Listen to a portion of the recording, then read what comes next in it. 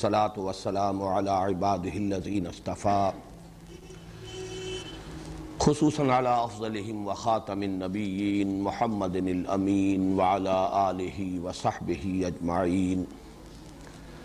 أما بعد فأعوذ بالله من الشيطان الرجيم. بسم الله الرحمن الرحيم.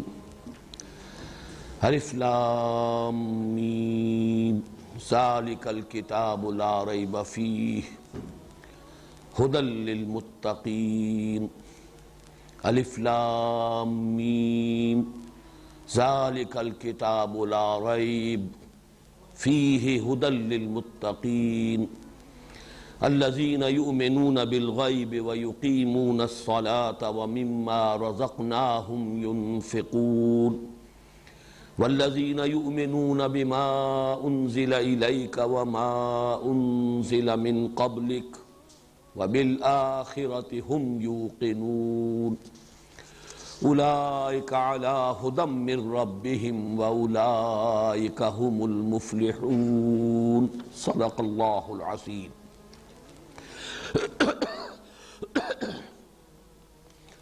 رب اشرح لي صدري ويسر لي امري واحلل عقدة من لساني يفقهوا قولي. اللهم ربنا الهمنا رشدنا واعذنا من شرور انفسنا. اللهم ارنا الحق حقا وارزقنا اتباعه وارنا الباطل باطلا وارزقنا اجتنابه. اللهم ارحمنا بالقرآن العظيم واجعله لنا اماما ونورا وهدى ورحمة. اللهم ذکرنا منه ما نسینا وعلمنا منه ما جہلنا وارزقنا تلاوته آناء الليل وآناء النهار واجعله لنا حجة یا رب العالمین آمین. آج ہم اللہ کے نام سے قرآن حکیم میں مدنی صورتوں کا جو سب سے بڑا گروپ ہے اس کا آغاز کر رہے ہیں. ذہن میں تازہ کر لیجئے کہ جو تلاوت کی 7 منزلیں یا 7 احزاب ہیں قرآن حکیم میں، ان میں سے پہلی منزل میں سورہ فاتحہ کے علاوہ 3 سورتیں مدنی شامل ہیں: سورہ بقرہ، سورہ آل عمران اور سورہ نساء. لیکن جو دوسرے 7 گروپ ہیں معنوی اعتبار سے جو تقسیم ہے، جن میں سے ہر گروپ میں پہلے 1 یا 1 سے زائد مکی اور اس کے بعد 1 یا 1 سے زائد مدنی صورتیں ہیں، ان کے اعتبار سے یہ جو پہلا گروپ ہے اس کی مکی صورت سورہ فاتحہ ہے جو ہم پڑھ چکے، اور مدنی صورتیں 4 اس میں شامل ہیں: سورہ بقرہ، سورہ آل عمران، سورہ نساء، سورہ مائدہ. اگرچہ یہ جو گروپ ہے قرآن حکیم میں، ان میں حجم کے اعتبار سے سب سے بڑا گروپ جو ہے وہ تیسرا ہوگا، جو تقریباً 7.5 پاروں پر مشتمل ہے، اس لیے کہ اس کی مکی صورتیں 14 صورتیں ہیں، سورہ یونس سے شروع ہو کر سورہ مومنون تک. تو طویل ترین اور حجم کے اعتبار سے سب سے بڑا گروپ وہ ہے. لیکن اس اعتبار سے کہ مدنی صورتیں سب سے بڑی قرآن حکیم میں یہی 4 ہیں کہ جو اس جگہ پر یکجا آ رہی ہیں، اس اعتبار سے اس کا ایک خصوصی مقام اور خصوصی اہمیت ہے. یہ جو 4 مدنیات ہیں یہ 2 جوڑوں کی شکل میں ہیں. سورہ بقرہ، سورہ آل عمران ایک جوڑا ہے، سورہ نساء، سورہ مائدہ دوسرا جوڑا ہے. اس وقت صرف سرسری طور پر یہ بات نوٹ کر لیجئے، 2 علیحدہ علیحدہ جوڑوں کے لیے سب سے اہم علامت کیا ہے؟ پہلی دونوں صورتیں حروف مقطعات الف لام میم سے شروع ہو رہی ہیں، سورہ بقرہ بھی، سورہ آل عمران بھی. اس کے بعد کی دونوں صورتیں بغیر کسی تمہید کے، بغیر حروف مقطعات کے براہ راست شروع ہو جاتی ہیں. سورہ نساء کا آغاز ہو جاتا ہے یا ایھا الناس اتقوا ربکم، سورہ مائدہ کا آغاز ہوتا ہے یا ایھا الذین آمنوا اوفوا بالعقود. نہ حروف مقطعات نہ کوئی اور تمہیدی گفتگو. تو اس سے نمایاں ہو رہا ہے کہ وہ 2 صورتیں آپس میں ایک دوسرے سے مشابہ ہیں، سورہ نساء، سورہ مائدہ، اور ایک جوڑے کی شکل میں ہیں. اور یہ 2 صورتیں آپس میں مشابہ ہیں، سورہ بقرہ اور سورہ آل عمران، اور یہ آپس میں جوڑے کی صورت میں ہیں. اب اس میں جیسا کہ میں نے پہلے عرض کیا تھا کہ ہر گروپ کا ایک عمود ہوتا ہے، چونکہ یہ بہت سے اعتبارات سے اہم ترین یہ جوڑا ہے، اور یہ جو گروپ ہے، اور خاص طور پر جیسا کہ میں نے عرض کیا مدنی صورتوں کا قرآن حکیم میں سب سے بڑا، اس لیے کہ مدنی صورتیں کل سب حجم ملا لیا جائے تو قرآن حکیم کا 1/3 ہے، 10 پارے کے لگ بھگ بنے گا، بلکہ اس سے بھی قدرے کم، اور ان میں سے 5.25 پارے جو ہیں وہ انہی 4 مدنی صورتوں پر مشتمل ہیں۔ تو گویا کہ نصف مدنی قرآن جو ہے وہ بالکل آغاز میں آ گیا ہے ان 4 صورتوں یا 2 جوڑوں کی شکل میں۔ ان کا عمود کیا ہے؟ ان کا عمود بھی یوں کہا جا سکتا ہے کہ دوہرا ہے، 2 مرکزی مضامین ہیں، اگرچہ وہ باہم مربوط ہے، وہ میں بعد میں عرض کروں گا، لیکن عمود کی تعبیر کے لیے یہ ذہن میں رکھیے کہ اس کے 2 عمود ہیں۔ نمبر 1 شریعت اسلامی، شریعت محمدی صلی اللہ علیہ وسلم، جس کا نقطہ آغاز ہے سورہ بقرہ۔ تمام جو احکام شریعت ہیں ان کی ابتدائی جو صورتیں ہیں، اس لیے کہ یہ آپ کے علم میں ہے کہ شریعت کا جو نزول ہوا ہے تدریجاً ہوا ہے، آخری احکام فوری طور پر ابتدائی میں نازل نہیں ہو گئے۔ اولاً تو یہ کہ مکی دور میں بہت کم احکام آئے، مکی صورتوں میں جو 2/3 قرآن حکیم ہے اس میں زیادہ تر ایمان کی بحثیں ہیں، رد و قضا ہے، کفار کے اعتراضات ہیں، ان کے جوابات ہیں، یا یہ کہ کچھ اخلاقی تعلیمات ہیں، وہ بنیادی انسانی اخلاقیات جن کے بارے میں کوئی اختلاف ممکن نہیں، سچ بولنا ہے، غریب کو کھانا کھلانا ہے، بھوکے کو اطعام، وعدے کا ایفا، وہ اخلاقی تعلیمات۔ تیسرا بڑا اہم مضمون جو ہے مکی صورتوں کا وہ ہے انباء الرسل، رسولوں کے حالات، اور وہ بار بار آئے ہیں تکرار اور اعادہ کے ساتھ۔ تو یہ اہم مضامین ہیں مکی صورتوں کے، احکام ان میں بہت کم آئے، بڑا بنیادی حکم نماز پڑھو بس یہ آ گیا ہے، یا یہ کہ خرچ کرو، لیکن وہ بھی اس معنی میں نہیں کہ نظام زکوٰۃ عطا کیا گیا ہو، بلکہ یہ کہ اللہ کی خوشنودی کے لیے، اپنے تزکیے کے لیے خرچ کرو اللہ کی راہ میں، غریبوں پر، وہ بھی زیادہ تر مساکین اور غرباء پر۔ یہ بھی گویا کہ بنیادی انسانی اخلاقیات سے اس کے ڈانڈے ملتے ہیں۔ تو احکام کا جہاں تک تعلق ہے، جن کو ہم کہیں گے احکام تشریعی، وہ کہ جن سے قانون شریعت بنتا ہے، اس کا تو یوں سمجھیے کہ اس کی ابتدا جو ہے، بلکہ اس کے لیے زیادہ موضوع لفظ ہوگا، اس کا بلو پرنٹ جو ہے وہ سورہ بقرہ میں آیا، تدریجاً پھر وہ اس میں جو تبدیلیاں ہوتی رہیں اور اس میں جو ارتقائی مراحل طے ہوئے، تو سورہ مائدہ جو ہے وہ گویا کہ تکمیل شریعت کی صورت ہے، اور سورہ بقرہ آغاز شریعت کی صورت ہے۔ ویسے یہ کہ سورہ نساء، سورہ نور میں بھی کچھ احکام آپ کو مل جائیں گے، پھر اس سے آگے چل کر سورہ احزاب میں بھی مل جائیں گے، اور جہاں تک مال غنیمت کا حکم ہے وہ سورہ انفال میں مل جائے گا، کچھ متفرق احکام تو آپ کو دوسری جگہوں پر بھی مل جائیں گے، لیکن یہ کہ بحیثیت مجموعی یہ کہا جا سکتا ہے کہ یہ گروپ شریعت کا گروپ ہے، جس میں کہ آغاز شریعت یا بلو پرنٹ شریعت محمدی کا صلی اللہ علیہ وسلم وہ سورہ بقرہ میں، اور اس کی تکمیلی صورت سورہ مائدہ کا زمانہ نزول ہے تقریباً سن 7 ہجری، سن 7 ہجری تک پہنچتے پہنچتے یہ تمام احکام شریعت جو ہیں اپنی تکمیلی صورت کو پہنچ گئے۔ اس اعتبار سے اس گروپ کا جو یہ عمود کا جزو اول جو میں نے شمار کیا ہے، اس کو کہا جا سکتا ہے کہ اس کا براہ راست تعلق ہے اہدنا الصراط المستقیم۔ سورہ بقرہ چونکہ اس گروپ کی، سورہ فاتحہ اس گروپ کی مکی صورت ہے، اور اس میں ہمیں یہ دعا تلقین کی گئی، یا وہ صریح الفطرت اور سلیم العقل انسانوں کی جو ایک ضرورت ہے جس کی تعبیر کی گئی ہے اس دعا کی صورت میں، جس پر کہ سورہ فاتحہ ختم ہوتی ہے، اہدنا الصراط المستقیم، ہمیں رہنمائی عطا فرما، ہمیں ہدایت بخش سیدھے راستے کی۔ وہ سیدھا راستہ کون سا ہے؟ وہ شریعت کا راستہ ہے۔ شرع کے معنی بھی در حقیقت شارع کہتے ہیں راستے کو، طریق کہتے ہیں راستے کو، صراط کہتے ہیں راستے کو۔ تو اہدنا الصراط المستقیم وہ شریعت جو ہے وہ گویا کہ اس گروپ کے اندر اس دعا کا جواب ہے کہ جو ان 4 صورتوں کے اندر سورہ بقرہ سے لے کر سورہ مائدہ تک اللہ تعالیٰ کی طرف سے عطا ہو گیا۔ اس گروپ کا جو عمود ہے، عمود کا دوسرا حصہ وہ ہے اتمام حجت اہل کتاب پر۔ اہل کتاب میں ظاہر بات ہے کہ 2 گروپ تھے اس وقت کے جو براہ راست مخاطب تھے قرآن کے، یہود اور نصارہ۔ تو سورہ بقرہ میں زیادہ تر گفتگو ہوئی ہے یہود سے، سورہ آل عمران میں زیادہ تر گفتگو ہوئی ہے نصارہ سے، سورہ نساء اور مائدہ میں دونوں سے ہوئی ہے، ملی جلی بات ہے۔ بہرحال قرآن حکیم میں اہل کتاب کو ایمان لانے کی دعوت، اور دعوت میں اس حد تک کہ اتمام حجت ہو گیا، ہر پہلو سے انہیں بات سمجھا دی گئی، ہر اسلوب سے حقیقت کو واضح کر دیا گیا، ہر دلیل سے اس بات کو مبرہن کر دیا گیا، ان پر ان کی اپنی کتابوں کے حوالے سے، ان کے اپنے اعتقادات کے حوالے سے حجت قائم کر دی گئی، ان کے اپنے انبیاء اور رسول کی تعلیمات کا حوالہ دے کر بات واضح کر دی گئی، گویا کہ ہر اعتبار سے جسے کہا جائے گا قطع عذر، کہ اب ان کے پاس کوئی عذر، کوئی بہانہ نہیں رہا کہ وہ محمد الرسول اللہ صلی اللہ علیہ وسلم پر ایمان لانے میں کوئی عذر رکھتے ہوں یا کوئی بہانہ ان کے پاس موجود ہو جو کسی درجے میں ویلڈ ہو۔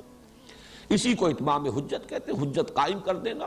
اس کے بعد کوئی ہٹ دھرمی کے ساتھ اڑا رہے تو اڑا رہے، لیکن یہ کہ اس کے پاس کوئی معقول سبب اور کوئی معقول عذر موجود نہ رہے۔ تو یہ گویا کہ اس گروپ کا اور ان کا تعلق ہوا گویا کہ سورہ فاتحہ ہی میں، یہاں بلکہ وہ بات اور زیادہ واضح ہو جائے گی کہ کافی ہو جاتا ہے اہدنا الصراط المستقیم صراط الذین انعمت علیہم میں، لیکن وہاں منفی اعتبار سے بھی واضح کیا گیا غیر المغضوب علیہم ولا الضالین۔ تو گویا کہ یہ مغضوب علیہم میں بیان کر چکا ہوں سورہ فاتحہ کے درس کے ضمن میں کہ اس کے بارے میں تقریباً اجماع ہے کہ اس سے مراد ہے بنی اسرائیل، اور ضالین پر تقریباً اجماع ہے کہ مراد ہے نصارہ۔ یہ گویا کہ اسی کی شرح ہو رہی ہے۔ یہ عمود کا دوسرا حصہ جو ہے وہ سورہ فاتحہ کے غیر المغضوب علیہم ولا الضالین اس سے متعلق ہے، اس کے ساتھ مناسبت رکھتا ہے۔ اس طریقے سے عمود کے دونوں اجزاء جو ہیں وہ گویا کہ مکی صورت میں سورہ فاتحہ میں بھی موجود ہے۔ اہدنا الصراط المستقیم صراط الذین انعمت علیہم، اس کا جواب ہو گیا یہ شریعت موجود ہے، یہ قوانین موجود ہیں، یہ اوامر اور نواہی ہیں، یہ کرو یہ نہ کرو، اس سے بچو، اس کا التزام کرو، یہی صراط مستقیم ہے۔ غیر المغضوب علیہم ولا الضالین اس کے حوالے سے آخری اتمام حجت کر دیا گیا اہل کتاب پر، یہود پر بھی جو مغضوب علیہم سے مراد تھے، اور ضالین پر جو نصارہ ہے۔ اس اعتبار سے یہ عمود کے دونوں رخ جو ہیں، جو میں نے عرض کیا تھا کہ ایک گروپ کے مکی صورتیں اور اسی گروپ کی مدنی صورتیں گویا کہ ایک تصویر کے دو رخ ہیں، ان کے مابین مناسبت ہونی چاہیے، تو وہ مناسبت ہے جو میں نے آپ حضرات کے سامنے بیان کر دی۔ اب آئیے کہ مدنی صورتوں کا پہلا جوڑا ہے سورۃ البقرہ اور سورۃ آل عمران۔ اس کے ضمن میں نے اس سے پہلے بھی عرض کیا تھا کہ خود نبی اکرم صلی اللہ علیہ وسلم نے انہیں ایک نام دیا ہے، ایک نام اس معنی میں کہ دونوں کے لیے ایک لفظ کا اطلاق، اگرچہ وہ نام کئی ہیں، وہ ابھی میں آپ کو بتا رہا ہوں۔ حضور نے الزہراوین بھی قرار دیا انہیں، یا الزہراوان، حالت رفعی ہوگی تو الزہراوان ہوگا، حالت نصبی ہوگی یا حالت جری ہوگی تو الزہراوین۔ یہ تو گویا کہ اعراب کا مسئلہ ہوا۔ زہرا کہتے ہیں نہایت تابناک، روشن۔ حضرت فاطمہ رضی اللہ تعالی عنہ کے نام کے ساتھ فاطمۃ الزہراء، وہ در حقیقت ان کے چہرے کا دمکتا ہوا انداز، ظاہر بات ہے کہ ایک اللہ تعالیٰ نے رنگت بھی بہت عمدہ دی ہوگی، اور پھر وہ نور روحانیت جو ہے وہ اس کے ساتھ اس کی دمک میں جو اضافہ ہوا، فاطمۃ الزہراء رضی اللہ تعالی عنہ، اسی سے تثنیہ کا صیغہ بنتا ہے الزہراوان یا الزہراوین۔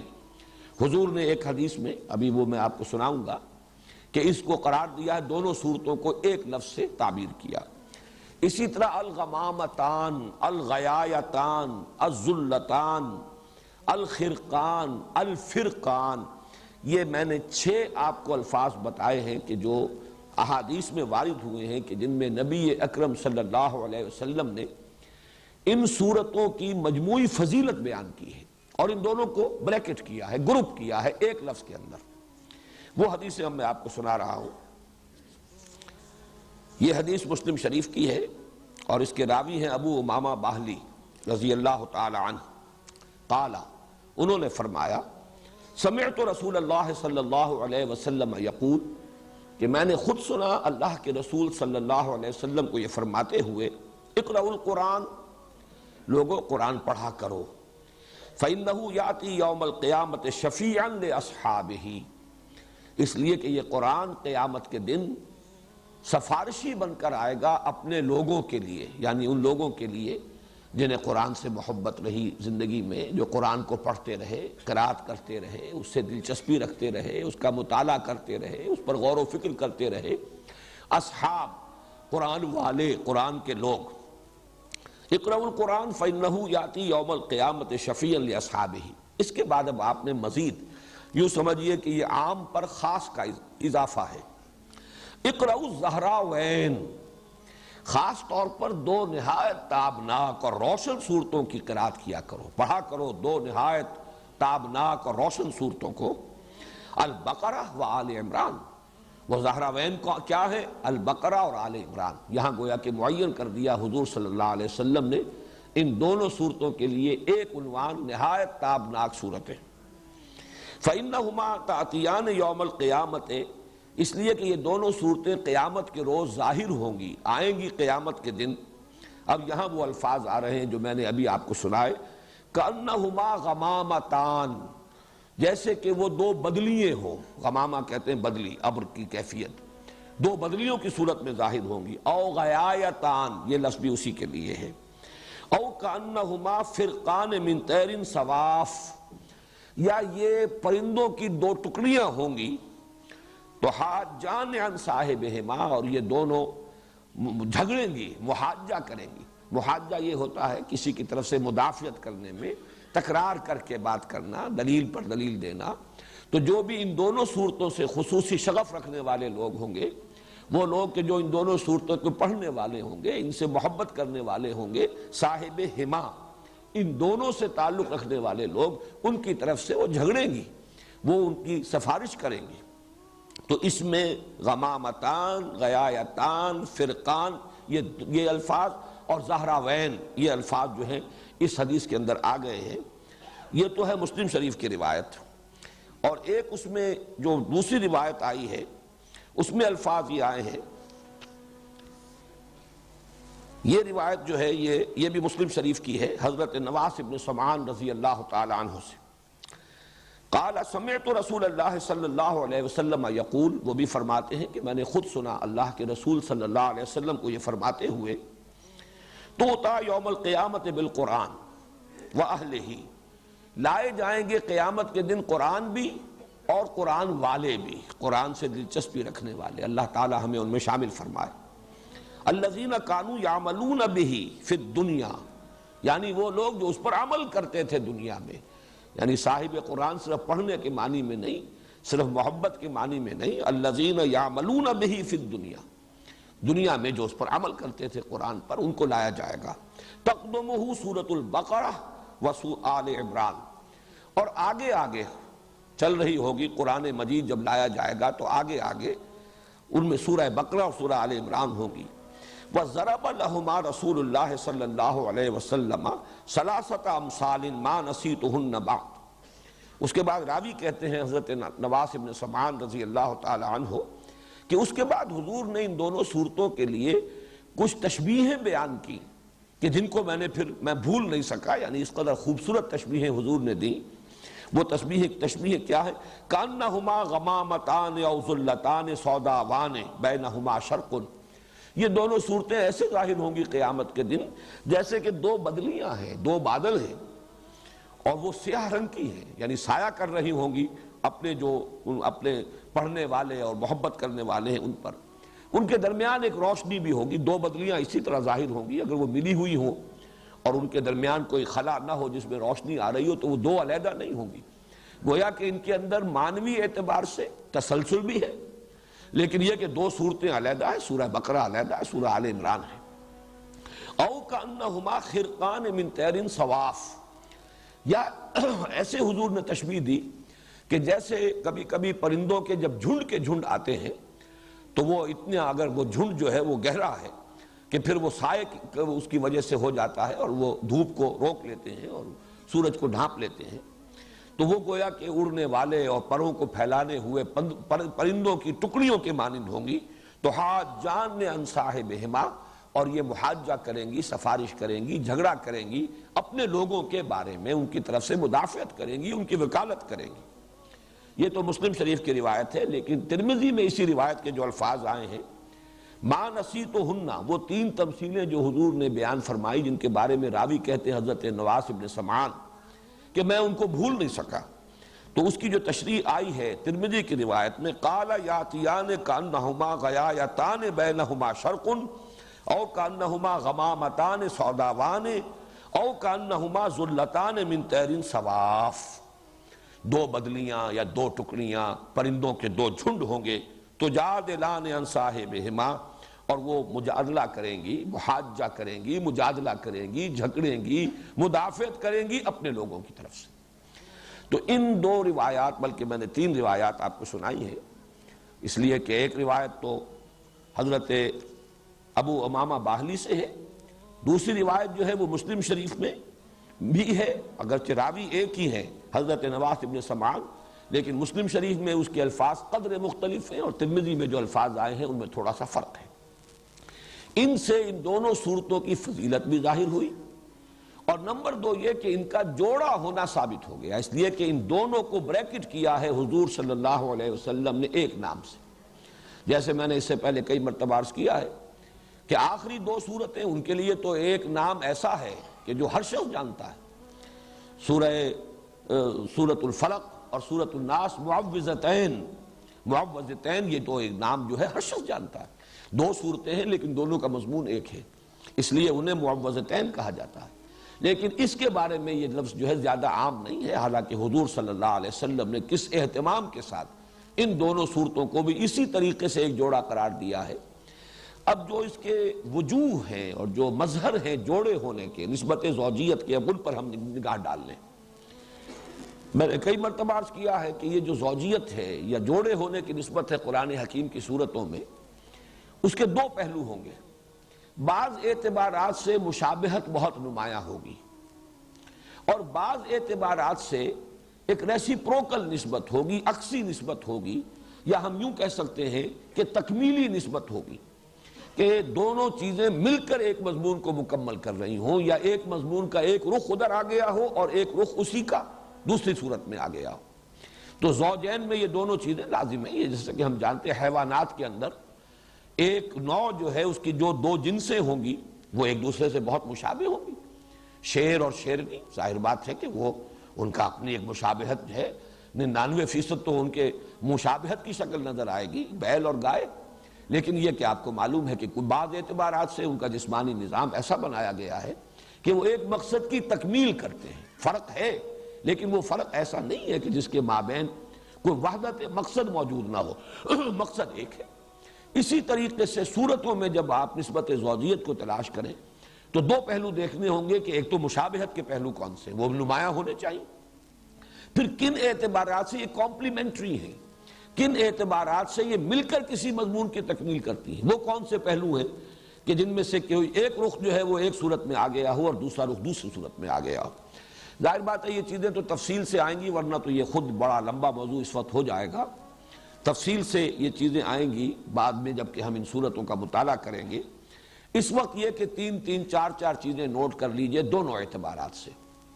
جہاں تک مشابہت ہے، ایک بات تو بہت نمایاں جو میں پہلے عرض کر چکا کہ سورہ بقرہ بھی شروع ہو رہی ہے الف لام میم حروف مقطعات سے، اور سورہ آل عمران بھی شروع ہو رہی ہے الف لام میم حروف مقطعات سے۔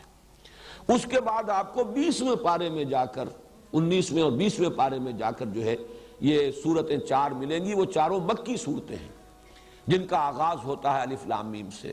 سورہ عنکبوت ہے، پھر سورہ روم ہے، سورہ لقمان ہے، سورہ سجدہ ہے، وہ چار صورتیں۔ ورنہ یہ کہ یہ شروع میں دو صورتیں ہیں اور یہ دونوں مدنی صورتیں ہیں، وہ چاروں صورتیں وہ مکی صورتیں ہیں۔ مدنی صورتوں میں یہ دو صورتیں ہیں کہ جو حروف مقطعات سے شروع ہوئی الف لام میم سے۔ دوسری مشابہت یہ کہ ان دونوں کے آغاز میں قرآن حکیم کی عظمت کی طرف خصوصی اشارہ ہے۔ آپ دیکھ رہے ہیں الف لام میم ذالک الکتاب لا ریب فیہ ھدی للمتقین، فوراً الف لام حروف مقطعات کے بعد، الف لام میم کے بعد قرآن مجید کی عظمت اور اس کے ہدایت ہونے کی طرف اشارہ۔ بالکل یہی انداز، بلکہ اس سے بھی زیادہ شاندار اور پرجلال انداز میں یہی مضمون آ رہا ہے سورہ آل عمران میں، الف لام میم، اور اس کے بعد جو ہے نزل علیک الکتاب بالحق مصدقا لما بین یدیہ وانزل التوراۃ والانجیل من قبل ھدی للناس وانزل الفرقان۔ اتاری اللہ نے اے نبی اے محمد صلی اللہ علیہ وسلم آپ پر یہ کتاب حق کے ساتھ جو تصدیق کرتے ہوئے آئی ہے اس کی کہ جو اس کے سامنے موجود ہے، اور اسی نے اتاری تھی تورات اور انجیل اس سے قبل لوگوں کے لیے ہدایت نامہ بنا کر، اور اس نے ہی اتارا ہے الفرقان۔ تو یہ بھی مشابہت کا ایک پہلو ہے۔ تیسرا بہت نمایاں پہلو مشابہت کا جو ہے وہ اختتام پر آتا ہے۔ سورہ بقرہ کی، اور یہ بھی چیزیں وہ ہیں کہ جو عام طور پر میں سمجھتا ہوں، توقع رکھتا ہوں کہ اکثر حضرات کے سامنے ہوں گی، صرف اس وقت اشارہ کر دینا کافی ہے۔ سورہ بقرہ کے اختتام پر بھی ایک دعا آئی ہے نہایت عظیم، ربنا لا تؤاخذنا ان نسینا او اخطانا ربنا ولا تحمل علینا اصرا کما حملته علی الذین من قبلنا ربنا ولا تحملنا ما لا طاقت لنا به واعف عنا واغفر لنا وارحمنا۔ اب یہ نہایت عظیم دعا ہے۔ اسی طریقے سے تھوڑا سا فرق ہے، 4 آیتیں پہلے، 5 آیتیں پہلے سورہ آل عمران کے اختتام پر 5 آیتیں قبل اگر دیکھیں گے تو ایک عظیم دعا ہے جو کئی آیات پر مشتمل ہے۔ ربنا ما خلقت هذا باطلا سبحانك فقنا عذاب النار ربنا انك من تدخل النار فقد اخزيته وما للظالمين من انصار ربنا اننا سمعنا مناديا ينادي للايمان ان امنوا بربكم فآمنا ربنا فاغفر لنا ذنوبنا وكفر عنا سيئاتنا وتوفنا مع الابرار ربنا وآتنا ما وعدتنا على رسلك ولا تخزنا يوم القيامة انك لا تخلف الميعاد۔ دونوں آیتیں ویسے اگر آپ دیکھیں گے تو حجم کے اعتبار سے یہ دونوں دعائیں تقریباً برابر ہیں، اگرچہ یہ کہ سورہ بقرہ کی وہ ایک ہی آیت ہے اور یہاں متعدد آیات ہیں، لیکن حجم کے اعتبار سے زیادہ فرق نہیں ہے۔ نہایت جامع، نہایت عظیم یہ آیات یہ ہیں، دعائیں ہیں کہ جن پر سورہ بقرہ بھی ختم ہو رہی ہے، سورہ آل عمران ختم ہو رہی ہے۔ تو مشابہت کے پہلو سے میں سمجھتا ہوں کہ صرف ان 3 چیزوں کو سامنے رکھیے۔ اب جو مقاسمت کا یہ تقسیم جو ہے کہ ایک ہی مضمون کے، ایک ہی شے کے 2 رخ، 2 پہلو ہوں، اور وہ ان میں تقسیم ہو گئی ہو کہ ایک پہلو آ رہا ہو ایک صورت میں، دوسرا پہلو جو ہے اس پر بحث ہوئی ہے دوسری صورت میں، اس کو نوٹ کر لیجئے۔ 4 چیزیں۔ سب سے نمایاں بات تو یہ جو میں پہلے عرض کر چکا ہوں کہ سورہ بقرہ میں نہایت مفصل گفتگو ہوئی ہے، دعوت بھی دی گئی، اتمام حجت بھی کیا گیا، اور جس کو کہتے ہیں کہ قرارداد جرم بھی ان پر، فرد قرارداد جرم وہ بھی عائد کر دی گئی، فرد جرم وہ ہے یہود، بنی اسرائیل، یہود سے خطاب کر کے یا بنی اسرائیل اذکروا نعمتی التی انعمت علیکم۔ لیکن سورہ آل عمران میں یہی معاملہ نصارہ کے ساتھ ہے۔ ان کی سب سے بڑی گمراہی تثلیث کا عقیدہ، الوہیت مسیح علیہ السلام کا عقیدہ، تو اس میں آپ دیکھیں گے کہ بڑی تفصیل کے ساتھ اس عقیدے کی نفی کی گئی ہے۔ تو یہ گویا کہ اب یہ دونوں مل کر ایک مضمون کی تکمیل کر رہے ہیں، دعوت اور اتمام حجت یہود پر سورہ بقرہ میں اور نصارہ پر سورہ آل عمران میں۔ اسی طریقے سے انفاق مال یا جہاد بالمال، اس پر جامع ترین مقام، نہایت مفصل مقام، نہایت تاکیدی حکم یہ سورہ بقرہ میں ہے۔ اور قتال، جہاد بالنفس، جانے ہتھیلی پر لے کر میدان میں آ جانا، یہ ہے کہ جس کا بڑی زیادہ شرح و بسط کے ساتھ یہ مضمون آیا ہے یہ سورہ آل عمران میں۔ آپ کو معلوم ہے کہ یہ قرآن حکیم کے اندر جہاد کا لفظ جہاں بھی آتا ہے بالمال والنفس، جاہدوا فی سبیل اللہ باموالکم وانفسکم، جہاد بالمال یہ ہے اللہ کی راہ میں، اللہ کے دین کے لیے، اس کے غلبے کے لیے، اس کی دعوت کے لیے مال خرچ کرنا، اور جان لگا دینا قتال اس کی بلند ترین شکل ہے کہ نقد جان ہتھیلی پر رکھ کر ایک شخص میدان میں آ گیا ہے، اپنی جان نثار کرنے کے لیے تیار ہے۔ تو یہ گویا کہ ایک ہی مضمون، جیسے وہ مضمون ایک تھا اتمام حجت اور دعوت اہل کتاب کو، 2 حصوں میں تقسیم ہو گیا، یہود سورہ بقرہ میں، نصارہ سورہ آل عمران میں۔ جہاد فی سبیل اللہ، جہاد بالمال سورہ بقرہ میں، اور جہاد بالنفس اور قتال فی سبیل اللہ یہ سورہ آل عمران میں۔ اسی طرح یہ ذرا ایک لطیف بات ہے، سورہ بقرہ میں زیادہ زور اور زیادہ ایمفیسس ایمان پر ہے، جبکہ سورہ آل عمران میں آپ دیکھیں گے زیادہ زور، زیادہ ایمفیسس اسلام پر ہے۔ اب یہ بھی حقیقت کے اعتبار سے ایک ہی شے ہے، ایمان ایک باطنی کیفیت ہے، یقین کی ایک کیفیت ہے، وہ دل کے اندر ہے، وہ باطن میں ہے انسان کے، اور اسلام اسی کا ظہور خارجی ہے۔ انسان کے عمل میں جو روش ہوگی اس ایمان کی بنیاد پر، اس کا نام اسلام ہے۔ لیکن یہ کہ فی الحال یہ بھی اپنی جگہ حقیقت ہے کہ یہ دونوں علیحدہ علیحدہ ہیں، ان کو بالکل ایک شے بھی نہیں کہا جا سکتا، جیسے کہ سورہ حجرات میں ہے قالت الاعراب آمنا قل لم تؤمنوا ولکن قولوا اسلمنا ولما يدخل الايمان في قلوبكم۔ یہ بدو کہہ رہے ہیں، دعویٰ کر رہے ہیں، مدعی ہیں کہ ہم ایمان لے آئے، نبی ان سے کہہ دیجئے تم ایمان ہرگز نہیں لائے ہو، بلکہ یوں کہو کہ ہم اسلام لے آئے، ابھی تک ایمان تمہارے دلوں میں داخل نہیں ہوا۔ تو آپ دیکھیں گے کہ سورہ بقرہ میں شروع میں بھی یؤمنون بالغیب الذین یقیمون الصلاۃ ومما رزقناہم ينفقون والذین یؤمنون بما انزل الیک وما انزل من قبلک وبالآخرۃ هم یوقنون۔ پھر 21ویں رکوع میں جا کر بالکل وسط میں پھر لیس البر ان تولوا وجوہکم قبل المشرق والمغرب ولکن البر من آمن باللہ والیوم الآخر والملائکۃ والکتاب والنبیین۔ پھر آخر میں آمن الرسول بما انزل الیہ من ربہ والمؤمنون کل آمن باللہ وملائکتہ وکتبہ ورسلہ۔ اب یہ آپ اندازہ دیکھیے کہ ابتدا، انتہا اور درمیان میں یہ تینوں جگہ پر ایمان کے بارے میں اہمیت کے ساتھ گفتگو ہو رہی ہے۔ اسلام کے بارے میں آپ کو یہی انداز نظر آئے گا سورہ آل عمران میں، ان الدین عند اللہ الاسلام، اور آگے چل کر ومن یبتغ غیر الاسلام دینا فلن یقبل منہ۔ وہاں اسلام پر زیادہ ایمفیسس ہے، یہاں ایمان پر زیادہ ہے۔ ایک اور بات نوٹ کیجئے کہ ایمان کے بھی قرآن مجید میں دو مظہر قرار دیے گئے ہیں عملی۔ ایمان اگر اندر ہے تو اس کا ظہور جب انسان کے عمل میں ہوگا، اس کے دو اہم مظاہر ہیں علیحدہ علیحدہ۔ ایک مظہر ہے نماز، روزہ، تقوی، خشوع، خضوع، ذکر کے اندر لذت کا آنا۔ ایک ہے جہاد، قتال، اللہ کی راہ میں تکلیفیں اٹھانا، صبر، مصابرت، ایثار، قربانی، میدان میں آنا، مقابلہ کرنا، باطل سے پنجہ آزمائی کرنا۔ یہ دو ہیں رخ عمل کے، ایمان کے نتیجے میں یہ دو مظاہر ہیں۔ اب آپ دیکھیے کہ اس میں بھی تقسیم ہے۔ سورہ بقرہ کے آغاز میں یہ آیا ھدی للمتقین الذین یؤمنون بالغیب ویقیمون الصلاۃ ومما رزقناہم ينفقون والذین یؤمنون بما انزل الیک وما انزل من قبلک وبالآخرۃ هم یوقنون اولئک علی ھدی من ربہم واولئک هم المفلحون۔ ایک رخ یہاں بیان کر دیا گیا۔ سورہ آل عمران میں دوسرا رخ آ رہا ہے۔ چنانچہ آخری رکوع کی جو ابھی میں نے آپ جس کی طرف میں اشارہ کر رہا تھا، وہ عظیم دعا کے بعد فاستجاب لهم ربهم انی لا اضیع عمل عامل منکم من ذکر و انثی فالذین ہاجروا واخرجوا من دیارہم واوذوا فی سبیلی وقاتلوا وقتلوا لأکفرن عنہم سیئاتہم ولأدخلنہم جنات تجری من تحتہا الانہار۔ اور پھر آخری آیت جو ہے وہ بھی اسی مضمون کو نمایاں کر رہی ہے، یا ایھا الذین آمنوا اصبروا وصابروا ورابطوا واتقوا اللہ لعلکم تفلحون۔ صبر، مصابرت، یہ ہے اصل میں وہ چیزیں کہ جن کو نمایاں کیا گیا ہے۔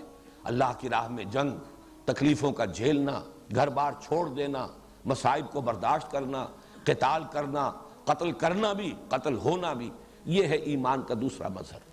سورہ آل عمران کے اختتام پر یہ دوسرا پہلو، سورہ بقرہ کے آغاز میں پہلا پہلو، اور اسی کی ایک مثال ہے بہت ہی نمایاں قرآن حکیم میں سورہ انفال میں یہ دونوں پہلو جمع کیے گئے ہیں، لیکن اس طور سے کہ شروع میں یہ سورہ بقرہ والا پہلو ہے، اور فرمایا گیا وہ لوگ جب اللہ کا نام لیا جائے تو ان کے دل لرز جاتے ہیں، نماز قائم کرتے ہیں۔ یہ ساری کیفیات جو ہیں وہ شروع میں آئیں، اور فرمایا گیا اولئک ھم المؤمنون حقا، یہ لوگ ہیں حقیقی مومن، سچے مومن۔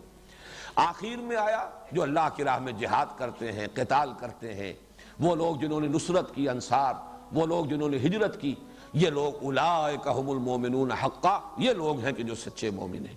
معلوم ہوا کہ یہ تصویر مومن کی شخصیت کی تصویر جو ہے اس کے دو رخ ہیں، دونوں کی تکمیل سے مومن کی شخصیت کا حیولہ صحیح طور پر سامنے آتا ہے، ورنہ وہ یک رخا رہ جائے گا۔ ایک رخ وہ ہے جو خانقاہوں میں نظر آتا ہے، وہاں وہ جہاد اور قتال نہیں، اللہ کی راہ میں باطل سے پنجہ آزمائی نہیں ہے، لیکن مراقبے ہیں، اور وہاں بھی ظاہر بات ہے کہ بہت مجاہدے تو ہوتے ہیں، نفس کشی ہوتی ہے، اور وہ مخالفت نفس کے اندر مبالغے بھی ہوتے ہیں، لیکن دوسرا رخ نہیں ہے۔ اور ایک یہ ہو سکتا ہے کہ مرد میدان تو ہو، لیکن یہ کہ وہ سوز کی کیفیت جو ہے، سوز و ساز رومی جسے کہا اقبال نے، کبھی سوز و ساز رومی، کبھی پیچ و تاب رازی۔ اگر وہ باطنی سوز نہیں ہے، وہ حب نہیں ہے، محبت نہیں ہے اللہ کی اور اس کے رسول کی، تو معلوم ہوگا کہ کھوکھلی سی ایک چیز ہے۔ یہ دونوں چیزیں مل کر در حقیقت بندہ مومن کی شخصیت کی تصویر کی تکمیل کرتی ہے۔ اور یہاں جیسا کہ میں نے عرض کیا، سورہ بقرہ کے آغاز میں ایک رخ نماز، زکوٰۃ، ایمان، یقین، خشیت، تقوی، آخرت کا یقین، اور دوسرا رخ جہاد، قتال، ہجرت، مصابرت، صبر، یہ دوسرا رخ ہے جو سورہ آل عمران میں آیا۔ صرف اسی پر فی الحال اتفاق کریں، اس کے بعد یہ ہے کہ جب ہم ان دونوں صورتوں کا مطالعہ تفصیل سے کریں گے تو یہ اور نکھرتا چلا جائے گا کہ کس طرح یہ دونوں صورتیں مل کر مضمون کی تکمیل کرتی ہیں۔ یہ صورتوں میں نسبت زوجیت کی ایک نہایت کامل مثال ہے، اور اس کے لیے دلیل میرے پاس سب سے بڑی، اس لیے کہ ہمارے لیے تو سب سے بڑی دلیل محمد الرسول اللہ صلی اللہ علیہ وسلم کا فرمایا ہوا ہے۔ جس طریقے سے آخری دونوں صورتیں معوذتین ایک نام میں جمع کی گئیں، اسی طریقے سے ان صورتوں کے لیے حضور نے الزہراوین، الغمامتین، الغیایتین، الذلتین، الخرقین، الفرقین، یہ تمام الفاظ تثنیہ کے اس لیے استعمال کیے کہ بات واضح ہو جائے کہ یہ دونوں صورتیں جو ہیں یہ مل کر ایک مضمون کی تکمیل کرتی ہیں اور یہ آپس میں جوڑے کی نسبت رکھتی ہیں۔ اب آئیے سورۃ البقرہ۔ سورۃ البقرہ کے بارے میں بھی تمہیدی مضامین ہو جائیں، اس کے بعد ہم سلسلے وار لفظ بلفظ مطالعہ شروع کریں گے۔ سب سے پہلی چیز اس سورہ مبارکہ کے لیے اس کی عظمت، ایک تو عظمت دونوں کی مشترک جو ہے وہ تو میں حدیثیں آپ کو سنا چکا، سورہ بقرہ، سورہ آل عمران مشترک طور پر زہراوین ان کی جو عظمت ہے، لیکن یہ ہے کہ سورہ بقرہ کے بارے میں نبی اکرم صلی اللہ علیہ وسلم کی دو احادیث آپ کو سنانا چاہتا ہوں۔ دونوں ترمذی سے ہے اور دونوں کے راوی حضرت ابو ہریرہ رضی اللہ تعالی عنہ۔ عن ابی ہریرہ رضی اللہ تعالی عنہ ان رسول اللہ صلی اللہ علیہ وسلم قال لکل شیء سنام وسنام القرآن سورۃ البقرہ وفیہا آیۃ ہی سیدۃ آی القرآن آیۃ الکرسی۔ حضور نے فرمایا ہر شے کی ایک چوٹی ہوتی ہے، ایک کوہان، جیسے اونٹ کی کہ وجود میں وہ کوہان جو ہے بڑا نمایاں ہوتا ہے، ایسے ہی ہر شے میں، جس کو آپ انگریزی میں کلائمیکس سے تعبیر کرتے ہیں، ہر شے کا ایک کلائمیکس ہے، ہر شے کا ایک نقطہ عروج ہے، ہر شے کی ایک چوٹی ہے، اور قرآن کی چوٹی سورہ بقرہ ہے۔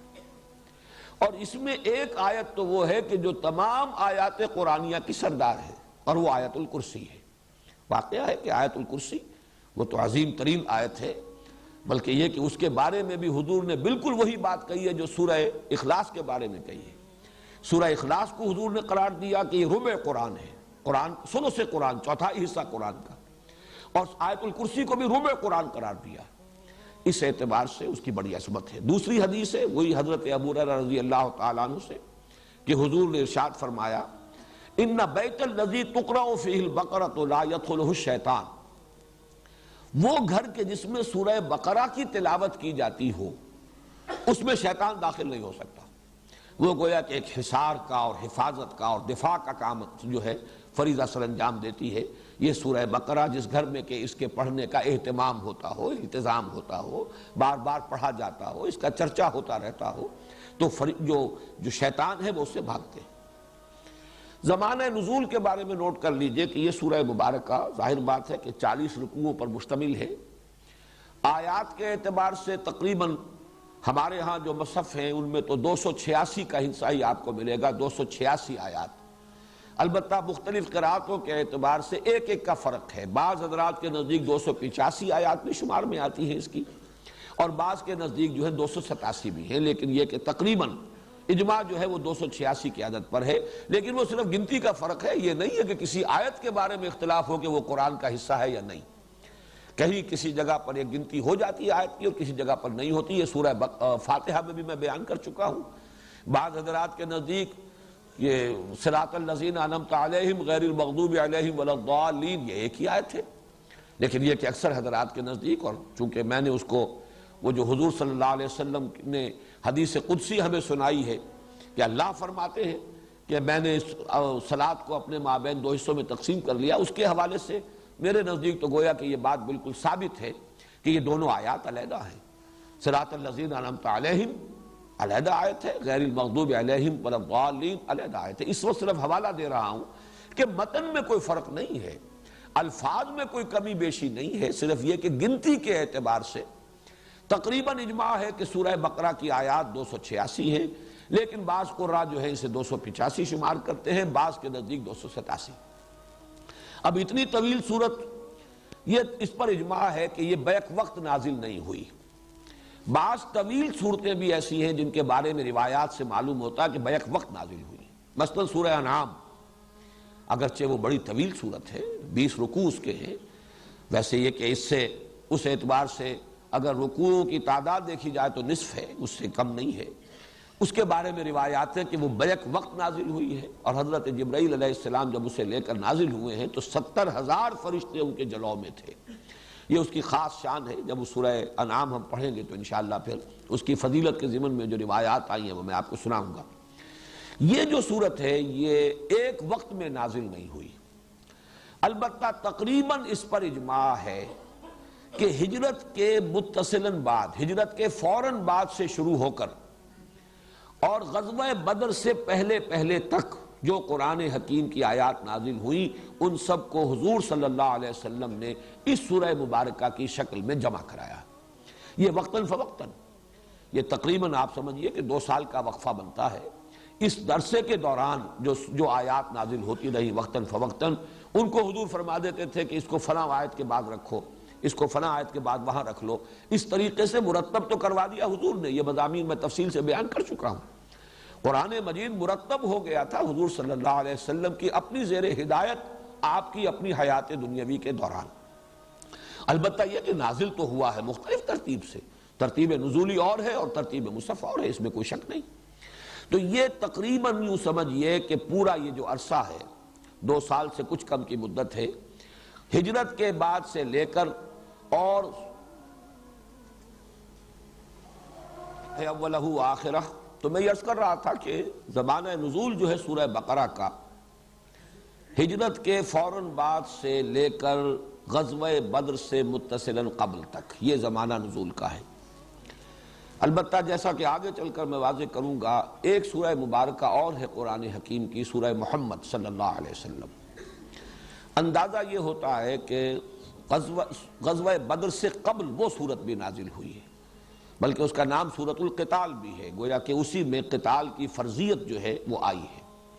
اس اعتبار سے سورہ بقرہ اور ادھر وہ سورہ محمد صلی اللہ علیہ وسلم، ان دونوں کو جمع کر لیجئے تو قرآن مجید کا یہ حصہ وہ ہے کہ جو ہجرت کے بعد سے لے کر اور غزوہ بدر سے پہلے تک نازل ہوا۔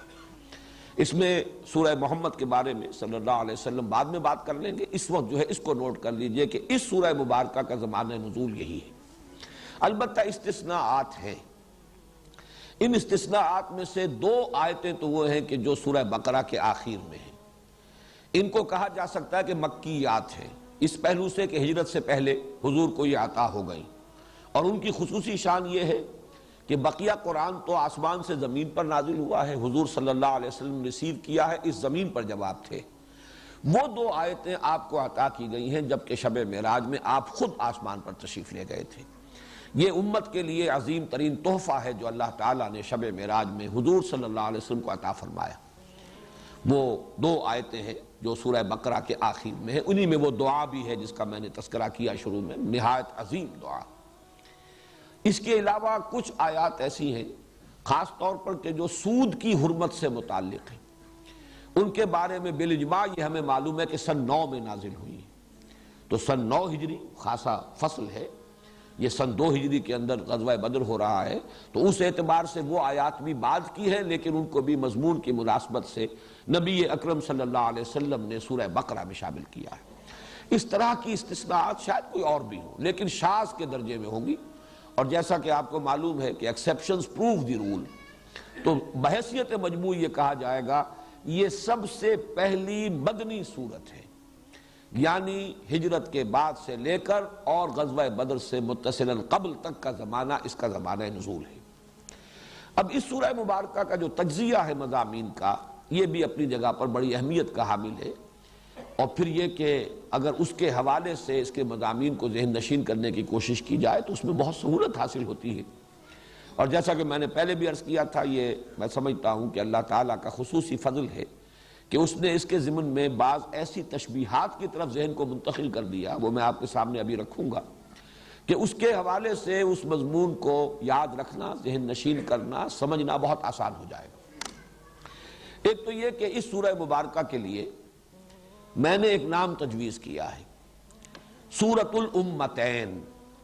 یہ بھی تثنیہ کا صیغہ آ رہا ہے، یہ دو امتوں کی سورت ہے۔ اور مجھے یہ جرأت اس وجہ سے ہوئی کہ جیسے کہ ہم وہ حدیث پڑھ چکے ہیں، قسمت الصلاۃ بینی و بین عبدی نصفین۔ اللہ تعالیٰ فرماتے ہیں کہ میں نے سورہ فاتحہ جو الصلاۃ ہے، اصل نماز ہے، اسے اپنے اور اپنے بندے کے مابین دو برابر برابر نصفین میں، دو آدھے حصوں میں تقسیم کر دیا ہے۔ فنصفہا لی و نصفہا لعبدی و لعبدی ما سأل۔ اس کا آدھا حصہ میرے لیے ہے اور آدھا حصہ بندے کے لیے ہے، اور میں نے دیا بندے کو جو اس نے مجھ سے مانگا۔ اسی طرح میں عرض کر رہا ہوں کہ قسمہ اللہ نصفین، اس سورہ مبارکہ کو بھی اللہ تعالیٰ نے دو نصفوں میں تقسیم کر دیا ہے۔ اس کے نصف اول میں تمام تر خطاب ہے سابقہ امت مسلمہ، اس لیے امتین کہہ رہا ہوں میں، دو امتیں۔ یہ امتین ہیں المسلمتین، سورۃ الامتین المسلمتین، یہ دو مسلم امتوں کی صورت ہے۔ ایک سابقہ امت مسلمہ ہے، وہ ہیں یہود۔ ان کی تو تاریخ جو ہے امت کے اعتبار سے بحیثیت امت مسلمہ شروع ہوتی حضرت موسیٰ علیہ السلام سے اور ختم ہو گئی ہے پوٹینشلی حضرت مسیح علیہ السلام پر۔ حضرت مسیح، حضرت زکریا، یہ ہم عصر ہے تقریباً، حضرت یحییٰ علیہ السلام، ان پر گویا کہ ایک اعتبار سے اس امت کی تاریخ ختم ہو جاتی ہے۔ اگرچہ وہ امت ابھی تک ایک قوم کی حیثیت سے، ایک نسل کی حیثیت سے یہودی اب بھی ہے، اور حضور صلی اللہ علیہ وسلم کے زمانے میں بھی موجود تھے، لیکن امت کے اعتبار سے ان کا دور جو ہے وہ در حقیقت 13 قبل مسیح سے شروع ہو کر 1300 برس جو ہے حضرت مسیح سے قبل حضرت مسیح پر آ کر، جب انہوں نے حضرت مسیح کی دعوت کو ماننے سے نہ صرف انکار کیا بلکہ انہیں اپنے بس پڑتے سولی پر چڑھا دیا، اس اعتبار سے وہ اسی وقت معزول ہو چکے۔ لیکن یہ کہ ایک شے جس کا فیصلہ ہو جاتا ہے کسی موقع پر، اس کا ظہور ہوا ہے حضور صلی اللہ علیہ وسلم کی بعثت پر۔ وہ معزول کیے گئے حضور کی بعثت پر بالفعل بالقوہ معزول ہو چکے حضرت مسیح علیہ السلام ہی کی بعثت کے زمانے میں، جبکہ انہوں نے حضرت مسیح علیہ السلام سے دشمنی برتی اور انہیں اپنے حد تک سولی پر چڑھا کر دم لیا۔ دوسرا حصہ جو ہے اس سورہ مبارکہ کا وہ موجودہ امت مسلمہ۔ اب ہماری تاریخ 1400 برس کی ہو گئی ہے، اور میں نے ادھر عرض کیا ہے کہ 1300 قبل مسیح سے ان کی تاریخ شروع ہوئی تھی، اور حضور صلی اللہ علیہ وسلم کی آمد پر گویا کہ اس سورہ مبارکہ میں ان کی معزولی کا اعلان ہو رہا ہے۔ تو پہلے نصف میں سابقہ امت مسلمہ سے خطاب ہے، اکثر و بیشتر میں براہ راست خطاب ہے، اور باقی حصوں میں روئے سخن انہی کی طرف ہے، چاہے بظاہر خطاب ان سے نہ ہو۔ اور دوسرے حصے میں کل کا کل خطاب موجودہ امت مسلمہ سے ہے، امت محمد سے علی صاحب الصلاۃ والسلام۔ یہ نوٹ کر لیجئے کہ نصف اول میں آیات 152 ہیں، جبکہ نصف ثانی میں 134 ہیں، 286 آیات کی یہ تقسیم۔ البتہ یہ جو فرق نظر آ رہا ہے، اس کو کمپنسیٹ کر رہا ہے فرق تعداد رکوعات کا۔ 152 آیتیں 18 رکوعوں میں ہیں، 134 آیتیں 22 رکوعوں میں ہیں۔ گویا کہ وہ حجم جو ہے، بعد والی آیات کا حجم جو ہے وہ زیادہ تر جو ہے بڑا ہے، اس کے اعتبار سے وہ 22 رکوعوں کے اندر پھیلی ہوئی ہیں، اگرچہ تعداد کے اعتبار سے 134 ہے، کم ہے، اور جو پہلے نصف میں ہے وہ 152 آیتیں ہیں، لیکن 18 رکوعوں کے اندر وہ سما گئی۔ اب ان میں جو مزید تقسیم ہے، یہ اس وقت تھوڑا سا شاید ذہن پر زور دینے والی بات ہوگی، لیکن یہ کہ اس وقت اگر ذہن نشین کر لیں تو پھر یہ کہ ہم ایک ایک حصے سے گزرتے ہوئے اور ذہن میں اس تقسیم کو اگر مستحضر کر لیں گے تو ہماری ایک ہم آہنگی رہے گی ذہنی اس پورے سلسلہ درس کے ساتھ۔ پہلے 18 رکوع جو ہے ان میں مزید تقسیم جو ہے وہ عمودی ہے، ورٹیکل، یعنی پہلے 4 رکوع، آخری 4 رکوع، درمیان میں 10 رکوع۔ درمیان کے 10 رکوع جو ہیں ان میں تو براہ راست گفتگو ہے بنی اسرائیل سے۔ یا بنی اسرائیل اذکروا نعمتی التی انعمت علیکم وَأَوْفُوا بِعَهْدِي أُوفِ بِعَهْدِكُمْ وَإِيَّايَ فَارْهَبُونَ، یہاں سے بات شروع ہوئی ہے 5ویں رکوع میں، اور پھر 15ویں رکوع کے شروع میں یا بنی اسرائیل اذکروا نعمتی التی انعمت علیکم وانی فضلتکم علی العالمین، وہاں جا کر وہ بات ختم ہوئی۔ پورے 10 رکوع مسلسل خطاب ہے بنی اسرائیل سے۔ پہلے 4 رکوع جو ہے ان کو ہم کہہ سکتے ہیں کہ وہ تمہیدی ہیں، بظاہر ابھی خطاب شروع نہیں ہوا، اور ایک اعتبار سے وہ تمہیدی یوں بھی ہے کہ پورے قرآن کے لیے گویا کہ وہ دیباچہ بن جاتے ہیں۔ پہلے 2 رکوعوں میں 3 قسم کے انسانوں کی تقسیم، ایک وہ جو اس قرآن سے فائدہ اٹھا سکتے ہیں یا جنہوں نے اس قرآن سے فائدہ اٹھایا ہے، یہ میں وضاحت کروں گا، شاید آج ہی اس کی نوبت آ جائے ورنہ کل وضاحت ہوگی سورہ بقرہ کا جب ہم لفظ برس مطالعہ شروع کریں گے۔ ایک وہ ہے کہ جن کے اوپر دروازہ بند ہو چکا ہدایت کا، لاکھ سمجھا لیا جائے وہ اب ماننے والے نہیں۔ تیسرے وہ ہیں کہ جو بین بین ہیں، کہتے ہیں کہ ہم مانتے ہیں حقیقتاً نہیں مانتے۔ یہ 3 قسم کے افراد اس وقت بالفعل موجود تھے۔ ان تینوں میں سے بھی تیسری صورت ہے در حقیقت کہ جو اہل کتاب کی تھی، یہود کی تھی، یہود مدینہ کی، لہذا سب سے زیادہ تفسیر اس تیسری شق کی ہوئی ہے، اس لیے کہ روح سخن تو انہی کی طرف ہے سارا، اگرچہ یہ کہ جو دوسری شق ہے ان کے اندر بھی ان کا جز شامل ہے، لیکن زیادہ تر تیسرا جو حصہ ہے وہ در حقیقت ان سے متعلق ہے، ان میں روح سخن ان کی جانب ہے۔ لیکن ایک اعتبار سے یہ ابدی اہمیت کے حامل ہے کہ گویا کہ ان میں بیان کیا جا رہا ہے کہ کون لوگ ہیں جو قرآن کی ہدایت سے مستفید ہو سکیں گے، کون وہ ہیں کہ جن کے لیے اس کا دروازہ بند ہے، کون وہ ہیں کہ جو بین بین ہیں، کچھ استفادہ کرتے بھی ہیں، تھوڑا بہت راستہ چل بھی لیتے ہیں، لیکن یہ ہے کہ پھر وہ چھٹک کر کھڑے ہو جاتے ہیں، ہمت جواب دے جاتی ہے۔ ہمیشہ یہ 3 قسم کے لوگ دنیا میں رہے ہیں کسی بھی دعوت کے رد عمل پر۔ ایک وہ لوگ جنہوں نے اس دعوت کو قبول کیا اور ہر چہ بعد آباد پورے طور سے اس کے رنگ میں اپنے آپ کو رنگ لیا اور اس کے لیے اپنے آپ کو وقف کر دیا۔ ایک وہ جو اڑ گئے، کفر، عناد، دشمنی، ہٹ دھرمی، تعصب، اس کی وجہ سے رک گئے کہ کوئی دلیل، کوئی استشہاد، کوئی استدلال ان کے لیے مفید نہیں ہوا۔ ایک وہ کہ جو کچھ کسی درجے میں مان کر، لیکن یہ کہ پورے طور سے ماننا، ٹوٹل آئیڈنٹیفیکیشن اپنے آپ کی اس کے ساتھ کر لینا، یہ ان کے بس کا روگ نہیں ہوتا۔ یہ 3 قسم کے لوگ ہمیشہ تھے، ہمیشہ رہیں گے۔ اس اعتبار سے وہ گویا کہ یونیورسل ٹروتھ کے درجے میں ہے، لیکن چونکہ انہی کے پردے میں روح سخن ہے یہود کی طرف، اس اعتبار سے وہ نصف اول کے مضامین میں شامل ہے۔ بقیہ 2 رکوعوں میں جو دین کی بنیادی تعلیم ہے، اس کو نوٹ کیجئے، چونکہ جو 2/3 حصہ قرآن مجید کا تھا وہ تو نازل ہو چکا ہے سورہ بقرہ سے قبل۔ سورہ بقرہ تو ہجرت کے بعد نازل ہو رہی ہے، اور اس کو قرآن مجید میں بالکل شروع میں رکھا گیا ہے۔ جو دین کی بنیادی تعلیمات ہیں، جو عقائد ہیں، جو فلسفہ ہے، جو حکمت دین ہے، وہ تو پورا کا پورا آ چکا ہے مکی صورتوں میں۔ تو ضرورت پیش آئی اور یا حکمت خداوندی کا یہ تقاضا ہوا کہ اس کا خلاصہ اس سورہ بقرہ کے آغاز میں رکھ دیا جائے، تاکہ ایک عام قاری جب اسے پڑھ رہا ہو تو اس کے سامنے وہ مکی قرآن کے مضامین کا خلاصہ آ جائے، پھر وہ آگے بڑھے۔ تو 4 رکوع جو ابتدائی ہیں وہ اس اعتبار سے تمہیدی ہیں۔ 4 رکوع جو بعد کے ہیں، یعنی 4 کے بعد 10 رکوع میں براہ راست خطاب ہوگا بنی اسرائیل سے، آخری 4 رکوعوں میں یہ ٹرانزیشن ہے کہ اب ابراہیم کی ایک نسل میں یہ امت مسلمہ اور اللہ تعالیٰ نے یہ مقام ان کو عطا کیا ہوا تھا، منصب دیا ہوا تھا یہود کو، اب وہ منصب سلب کر کے حضرت ابراہیم ہی کی نسل کی دوسری شاخ حضرت اسماعیل کی نسل میں حضرت محمد صلی اللہ علیہ وسلم کی بعثت ہوئی، اور اب ان پر جو لوگ ایمان لائے تو ایک نئی امت وجود میں آئی۔ اب ان کو نصب کیا جا رہا ہے، یہ منصب اب ان کو عطا کیا جا رہا ہے۔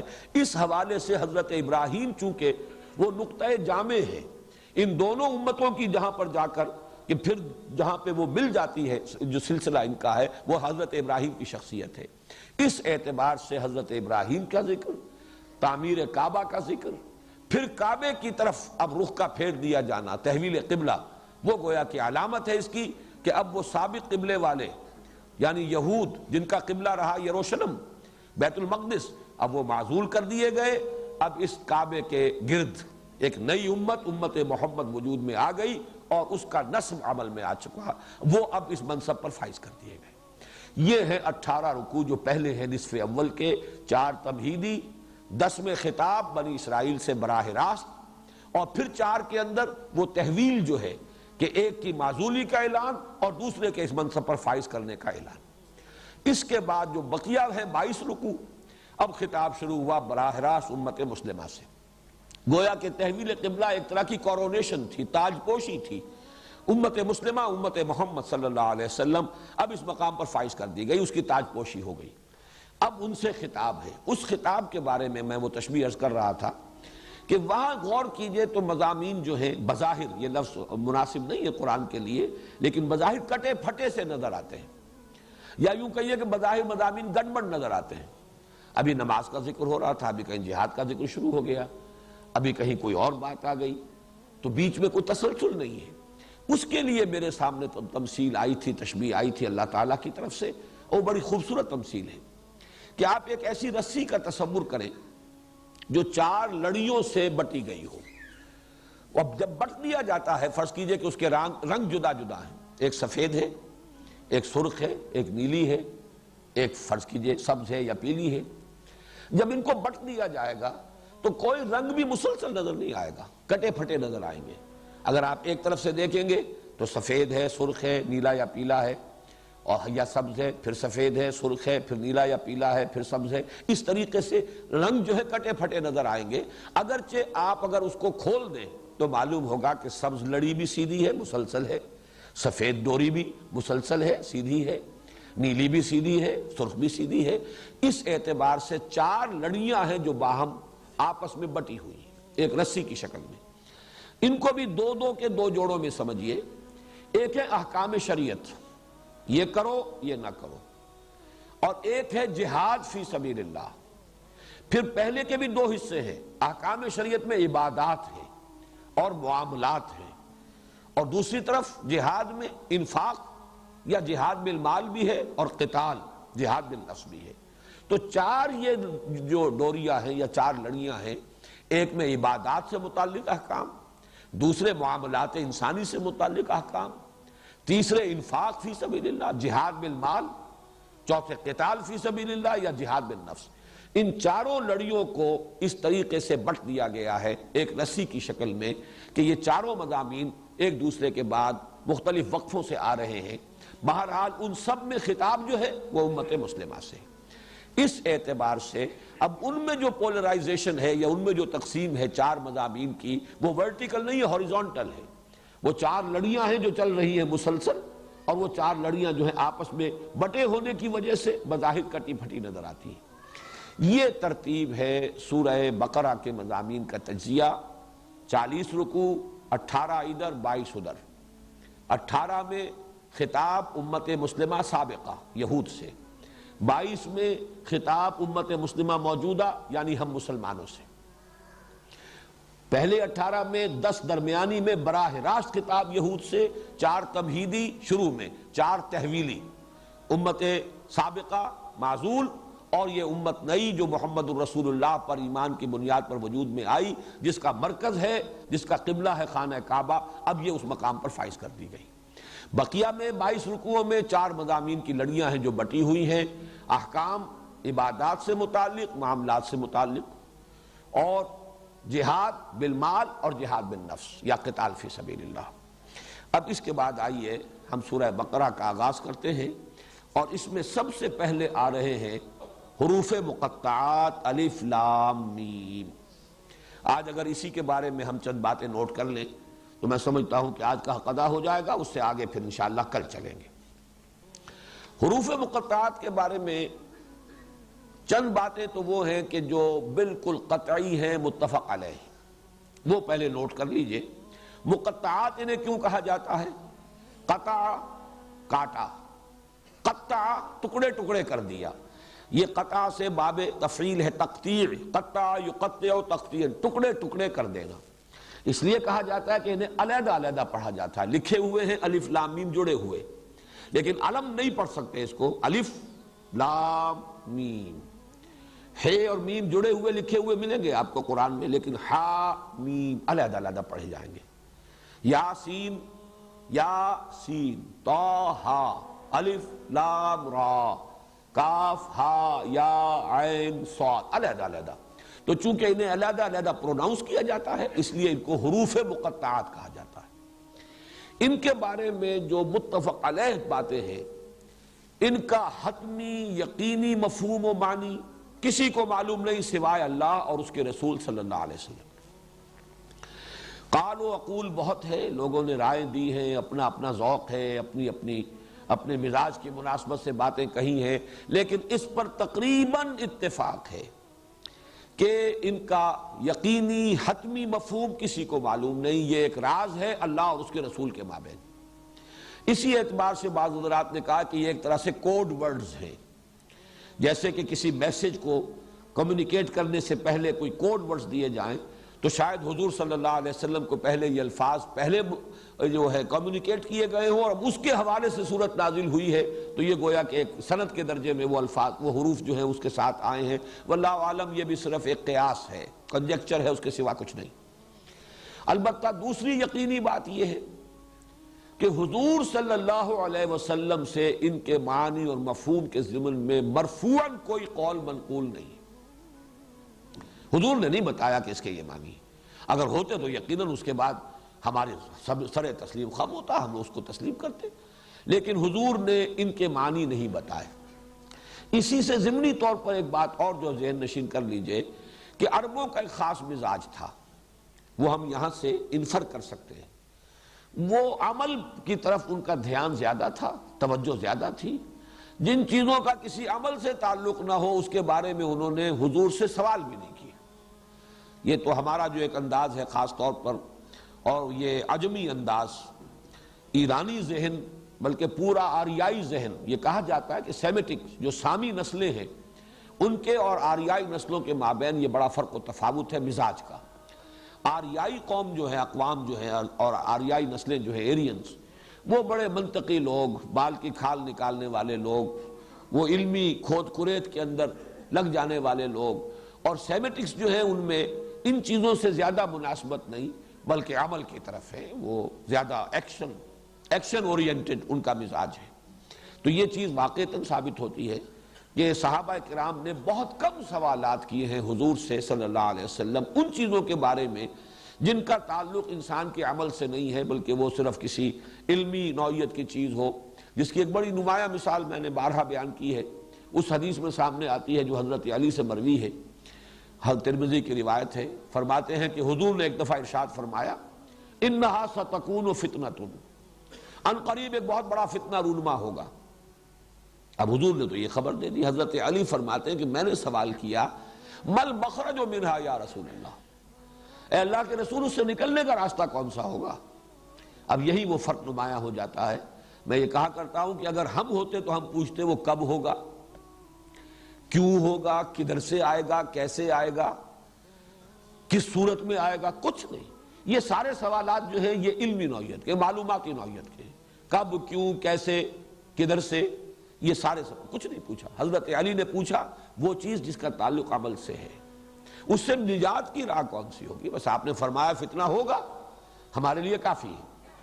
اب عملی اہمیت جو ہے وہ اس سوال کی بل مخرج منہا یا رسول اللہ، اللہ کے رسول یہ بتائیے اس سے نکلنے کا راستہ کون سا ہوگا؟ تو اس کے جواب میں جو حضور نے پھر ارشادات فرمائے ہیں وہ مدح قرآن اور قرآن مجید کی تعریف، اس کے اعتبار سے واقعہ یہ ہے کہ بہت بڑا خزانہ ہے، وہ یوں فصاحت کا، بلاغت کا، ادبیت کا اور پھر حکمت کا، علم کا، معرفت کا بہت بڑا خزانہ ہے۔ بہرحال یہاں صرف یہ نقطہ بیان کرنا تھا کہ اس سے معلوم ہوتا ہے کہ صحابہ نے بھی پوچھا نہیں ان کے بارے میں کہ یہ الفاظ کیا ہے۔ البتہ چوتھی چیز جو اسی سے متعلق پھر نتیجہ نکلا وہ یہ ہے کہ یقیناً یہ کوئی معروف اسلوب تھا عرب کا، ورنہ کوئی نہ کوئی سوال تو کرتے۔ صحابہ سوال نہ کرتے، چلیے تعظیماً نہ کرتے، یا یہ کہ چونکہ عمل سے متعلق ہے نہیں ہے لہذا نہ کرتے، لیکن یہ کہ لوگ تو اعتراض کرتے کہ یہ کیا الف لام میم، یہ کیا حامیم کاف ہا یا عین صاد، کیا معنی اس کے؟ یہ تو بے معنی سی باتیں ہیں، اس کے تو کوئی مفہوم سمجھ میں نہیں آیا۔ جبکہ قرآن کہتا ہے کتاب مبین، دعویٰ کرتا ہے کہ میں تو بالکل روشن کتاب ہوں، واضح کتاب ہوں، اس کے مضامین بالکل صاف ہیں، بالکل نمایاں ہیں۔ وَلَقَدْ يَسَّرْنَا الْقُرْآنَ لِلذِّكْرِ فَهَلْ مِن مُدَّكِرٍ۔ تو یہ کیا چیز ہے الف لام میم ہا میم کاف ہا یا عین صاد، کیا معنی اس کے؟ لیکن یہ بھی ثابت ہے کسی نے اعتراض نہیں کیا۔ اس کا مطلب یہ ہے کہ یہ ان کے ہاں معروف اسلوب تھا. ان کے ہاں خطیب شاید خطبہ دیتے ہوئے پہلے اس طرح کے حروف کوئی بول کر کوئی مناسبت بھی ہو سکتی ہے، وہ میں عرض کروں گا اس کے بارے میں کیا کیا مناسبتیں لوگوں نے اپنے جو بھی ذہن کی جو رسائی ہے اور جو بھی جولانی ہے فکر کی اس کے اعتبار سے بیان کیے ہیں. تو ہو سکتا ہے کہ اس زمانے میں یہ ایک معروف اسلوب ہو اور اسی وجہ سے مشرکین نے، کفار نے، معاندین نے، دشمنوں نے کوئی اعتراض نہیں کیا. حالانکہ جیسے کہ تیسرے رکوع میں چل کر آ جائے گا، بعض اعتراضات انہوں نے کیے کہ یہ کیا ہے قرآن مجید میں مچھر کی تشبیہ دی جا رہی ہے، مچھر تو بڑی حقیر شے ہے، کہیں مکڑی کی تشبیہ دے دی گئی ہے. اس کا جواب دیا گیا کہ تشبیہ کا حسن تو اس میں ہوتا ہے کہ جس چیز کے لیے تشبیہ ہے اس کے ساتھ مناسبت ہے کہ نہیں ہے، نہ یہ کہ کوئی شے حقیر ہے. کسی حقیر شے کی تشبیہ دینی ہے تو حقیر شے سے دی جائے گی تاکہ اس کا جو حقیر ہونا ہے وہ پوری طریقے سے مبرہن ہو جائے. یہ جواب دیا گیا. لیکن یہ کہ اعتراض کیا گیا نا. لیکن یہاں یہ ہے کہ ان حروف مقطعات کے استعمال پر اور ان کے قرآن مجید میں یعنی وحی میں شامل کیے جانے پر کوئی اعتراض بھی منقول نہیں ہے. یہ چار چیزیں تو ہیں متفق علیہ. باقی جو چیزیں ہیں کہ کیا کیا اس کے معانی اور مفاہیم کے بارے میں آراء ظاہر کی گئی ہیں، میں ان کو آپ کے سامنے رکھنے سے پہلے ذرا کچھ سٹیٹسٹکس ہیں، اعداد و شمار، یہ ذرا دلچسپ ہے. یہ تو میں نہیں کہتا کہ ان کے معانی اور مفاہیم پر ان سے کوئی روشنی پڑتی ہے، لیکن یہ ہے کہ یہ اگر سامنے ہو تو ہو سکتا ہے کہ یہ بھی ان چیزوں میں سے ہو حروف مقطعات جن کے حقائق شاید آئندہ چل کر روشن ہو جائیں. جیسے کہ وہ آیت مبارکہ میں نے تعارف قرآن کے ضمن میں بار بار پڑھی تھی، سَنُرِيهِمْ آیَاتِنَا فِي الْآفَاقِ وَفِي أَنفُسِهِمْ حَتَّى يَتَبَيَّنَ لَهُمْ أَنَّهُ الْحَقُّ. ہم اس اپنی نشانیاں واضح کریں گے، کھولتے رہیں گے اور دکھاتے رہیں گے ان کو آفاق میں بھی انفس میں بھی، یہاں تک کہ یہ بات واضح ہو جائے گی، ان پر مبرہن ہو جائے گی کہ یہ قرآن حق ہے. تو ہو سکتا ہے کہ ان حروف کے حوالے سے بھی کوئی حقیقت بعد میں ایسی سامنے آ جائے جس سے قرآن مجید کی حقانیت جو ہے اور مبرہن ہو جائے. اس کا امکان موجود ہے. لیکن یہ امکان اگر ہے تو اسی شکل میں کہ اس کے کچھ اعداد و شمار جو ہے، کچھ ڈیٹا جو ہے وہ سامنے رہے تاکہ غور کرنے والے غور کرتے رہے. اور اس حوالے سے بھی ایک بات کہی گئی ہے ماضی قریب میں، اس کا بھی میں تذکرہ بعد میں کروں گا. تو یہ سٹیٹسٹکس جو ہے وہ ذرا نوٹ کر لیجئے، اور اس میں عربی زبان کی فقہ اللغہ کے اعتبار سے بھی بعض مضامین اہم ہیں. دیکھیے یہ حروف مقطعات جو ہے ظاہر بات ہے حروف ہجا ہیں. وہ جو تختی ہے حروف ہجا کی، الف با تا سا جیم ہا خا دال، وہ یا تک جائے گی، یہ تختی ہے. عربی زبان کے جو حروف ہجا ہیں ان کے بارے میں ایک اختلاف ہے کہ تعداد 28 ہے یا 29 ہے. یہ دونوں جو ہیں عدد مانے جاتے ہیں. کس اعتبار سے؟ الف تو ایک حرف ہے، شروع کا پہلا حرف ہے. حمزہ کو بھی اگر حرف علیحدہ گنا جائے تو یہ 29 بن جائیں گے، اور حمزہ کو شمار نہ کیا جائے تو یہ 28 رہ جائیں گے. حمزہ اصل میں ہے کیا؟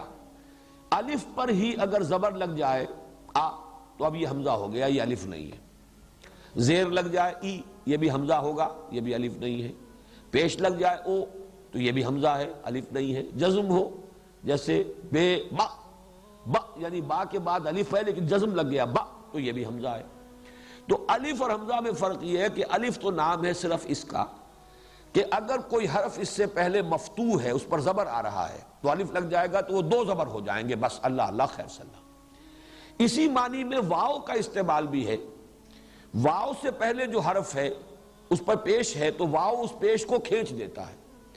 بے پر پیش ہو، با پر پیش بو، اور اس کے ساتھ واو تو بو، وہی پیش جو ہے گویا کہ 2 پیش بن گئے اور وہ ذرا کھچ گیا. یہ کا عمل بھی یہی ہے. یہ حروف 3 حروف علت کہلاتے ہیں، الف اور واو اور یا. یا کا بھی معاملہ یہی ہے. یا سے پہلے اگر زیر ہے حرف پر تو یہ یا صرف یہ کرے گی کہ اس زیر کو کھینچ دے گی.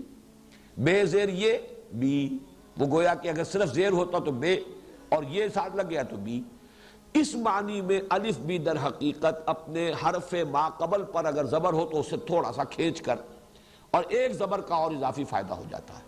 لیکن یا اور واو میں یہ ہے کہ اس پر جزم بھی آئے گا، اس پر زبر بھی آئے گا، زیر بھی آئے گا، پیش بھی آئے گا، پھر بھی اسے وا کہیں گے.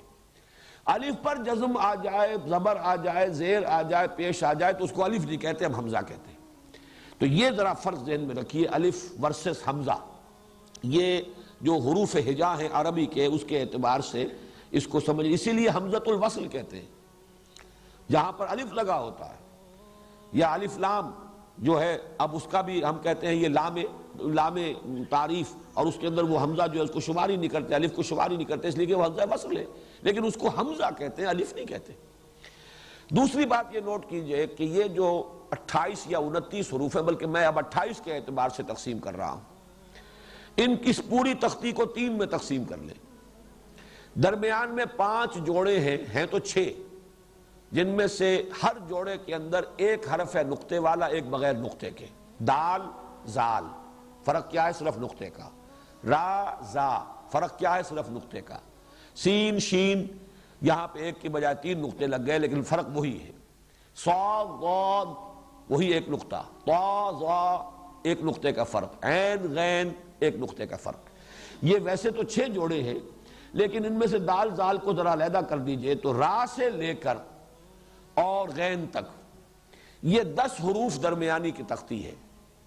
ان میں یہ نوٹ کر لیجئے کہ ان میں سے نقطے والا حرف نہیں لیا گیا حروف مقطعات میں، بغیر نقطے کا لیا گیا ہے۔ را ہے، زا نہیں ہے، سین ہے، شین نہیں ہے، صاد ہے، ضاد نہیں ہے، طا ہے، ظا نہیں ہے، عین ہے، غین نہیں ہے۔ ان 5 جوڑوں میں سے 5 حروف جو نقطوں کے بغیر ہیں وہ حروف مقطعات میں شامل ہیں، اور جو نقطے والے ہیں وہ نہیں ہیں۔ کیوں نہیں ہے مجھے نہیں معلوم، لیکن صرف ایک آبزرویشن ہے، مشاہدہ ہے، یہ اس کی ایک جس کو میں کہہ رہا ہوں کہ یہ اعداد و شمار ہے، سامنے رہے تو شاید اس کے حوالے سے اگر غور کیا جائے تو کوئی حقیقت بعد میں کھل جائے، واللہ عالم۔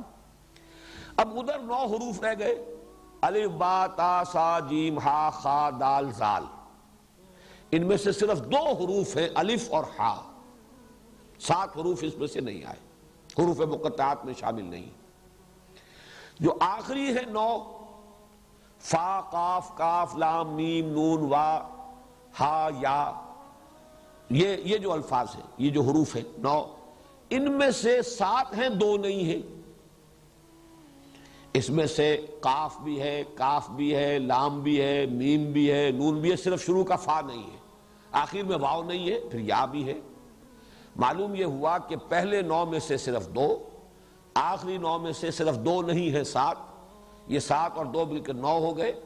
درمیان کے 5 جوڑوں میں سے 5 جو غیر منقوط ہیں، کل 14 حروف استعمال ہوئے، اور 14 نصف بن جاتا ہے، جو میں نے ابھی عرض کیا تھا کہ اگر حروف ہجا 28 شمار کیے جائیں تو 28 میں سے 14 حروف مقطعات میں شامل ہیں، 14 نہیں۔ اب ایک اور اعتبار سے دیکھیے، it can be a coincidence, ہو سکتا ہے صرف اتفاقی بات ہو، لیکن قرآن مجید کا معاملہ ہے، ہم اس سے صرف محض اتفاقی نہ کہیں، ہو سکتا ہے اس میں بھی کوئی حکمت ہو، کہیں آئندہ جا کر وہ کھلے۔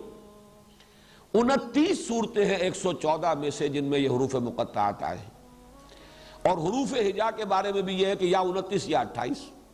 29 صورتوں کے شروع میں حروف ہجا آئے، اور 29 کا نصف تو ہو ہی نہیں سکتا، 28 ہی کا نصف ہوگا، اور وہ 14 ہیں، تو 14 حروف استعمال کیے گئے۔ 29 میں ایک ویسے ڈسپیوٹڈ ہے کہ حمزہ کو علیحدہ حرف مانا جائے یا نہ مانا جائے۔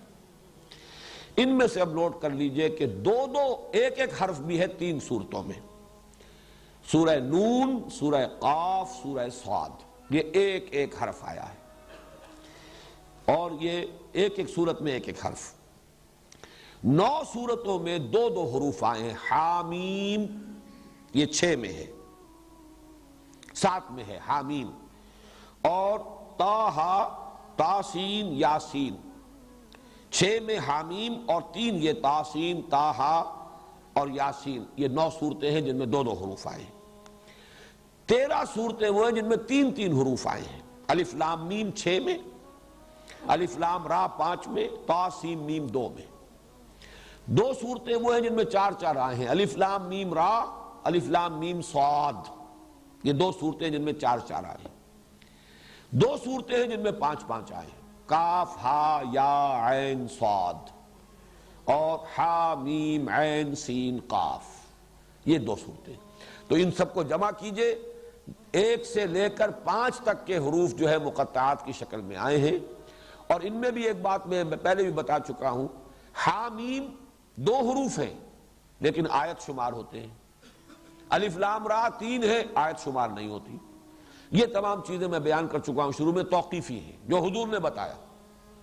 ایک ہی صورت ہے جس میں حروف مقطعات 2 آیتوں پر مشتمل ہے۔ حامیم ایک آیت، عین سین قاف دوسری آیت۔ یہ سورہ شورى واحد صورت ہے قرآن مجید کی جس کی کہ 2 آیتیں حروف مقطعات پر مشتمل ہیں۔ یہ تو ہوئے وہ جو میں نے کہا تھا کچھ فیکٹس اینڈ فگرز، کچھ سٹیٹسٹکس، کچھ اعداد و شمار۔ اب آئیے ان کے مفہوم کے بارے میں۔ ایک رائے یہ ہے کہ یہ نام ہے، بہت سے حضرات کی رائے ہے سورتوں کے نام ہیں۔ جزوی طور پر یہ بات صحیح ہے۔ سورہ نون کو ہم سورہ نون کہتے ہیں نام کے نون کے حوالے سے، اگرچہ اس کا نام ایک اور بھی ہے، اس کو سورہ قلم بھی کہا گیا، نون والقلم وما یسطرون۔ سورہ قاف اس کو سورہ قاف کہتے ہیں، اس کا کوئی اور دوسرا نام بھی نہیں۔ یاسین اس کو سورہ یاسین کہتے ہیں، کوئی اور نام نہیں ہے اس کا۔ طٰہٰ سورہ طٰہٰ کہتے ہیں، اس کا کوئی اور نام نہیں۔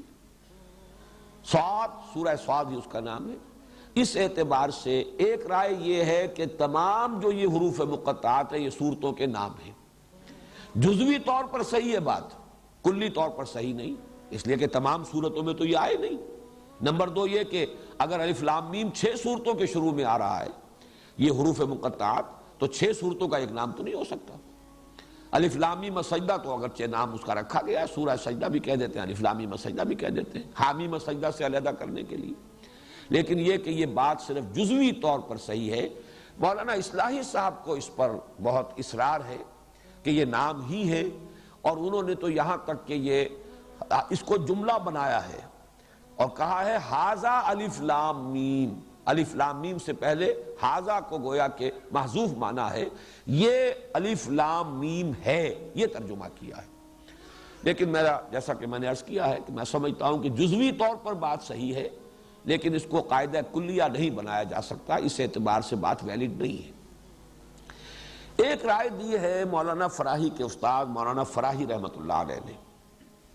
وہ رائے ویسے بڑی دلچسپ ہے کہ عربی زبان کے حروف اور عبرانی زبان کے حروف یہ مشترک ہیں، اور یہ حروف بھی چینی زبان کے جو الفابیٹس ہیں انہی کی طریقے سے اشیاء کی صورتوں سے اخذ کیے گئے ہیں، اور وہ نام ہوتے ہیں ان چیزوں کا، علامت بھی بنتے ہیں۔ بعض زبانیں جو ہیں، اکثر زبانیں تو وہ ہیں کہ جن کے الفابیٹس جو ہیں آواز کے حوالے سے ہیں، لیکن یہ کہ بعض زبانوں کے الفابیٹس شکلوں سے ہیں، وہ اشیاء کی صورتوں سے اخذ کیے گئے ہیں۔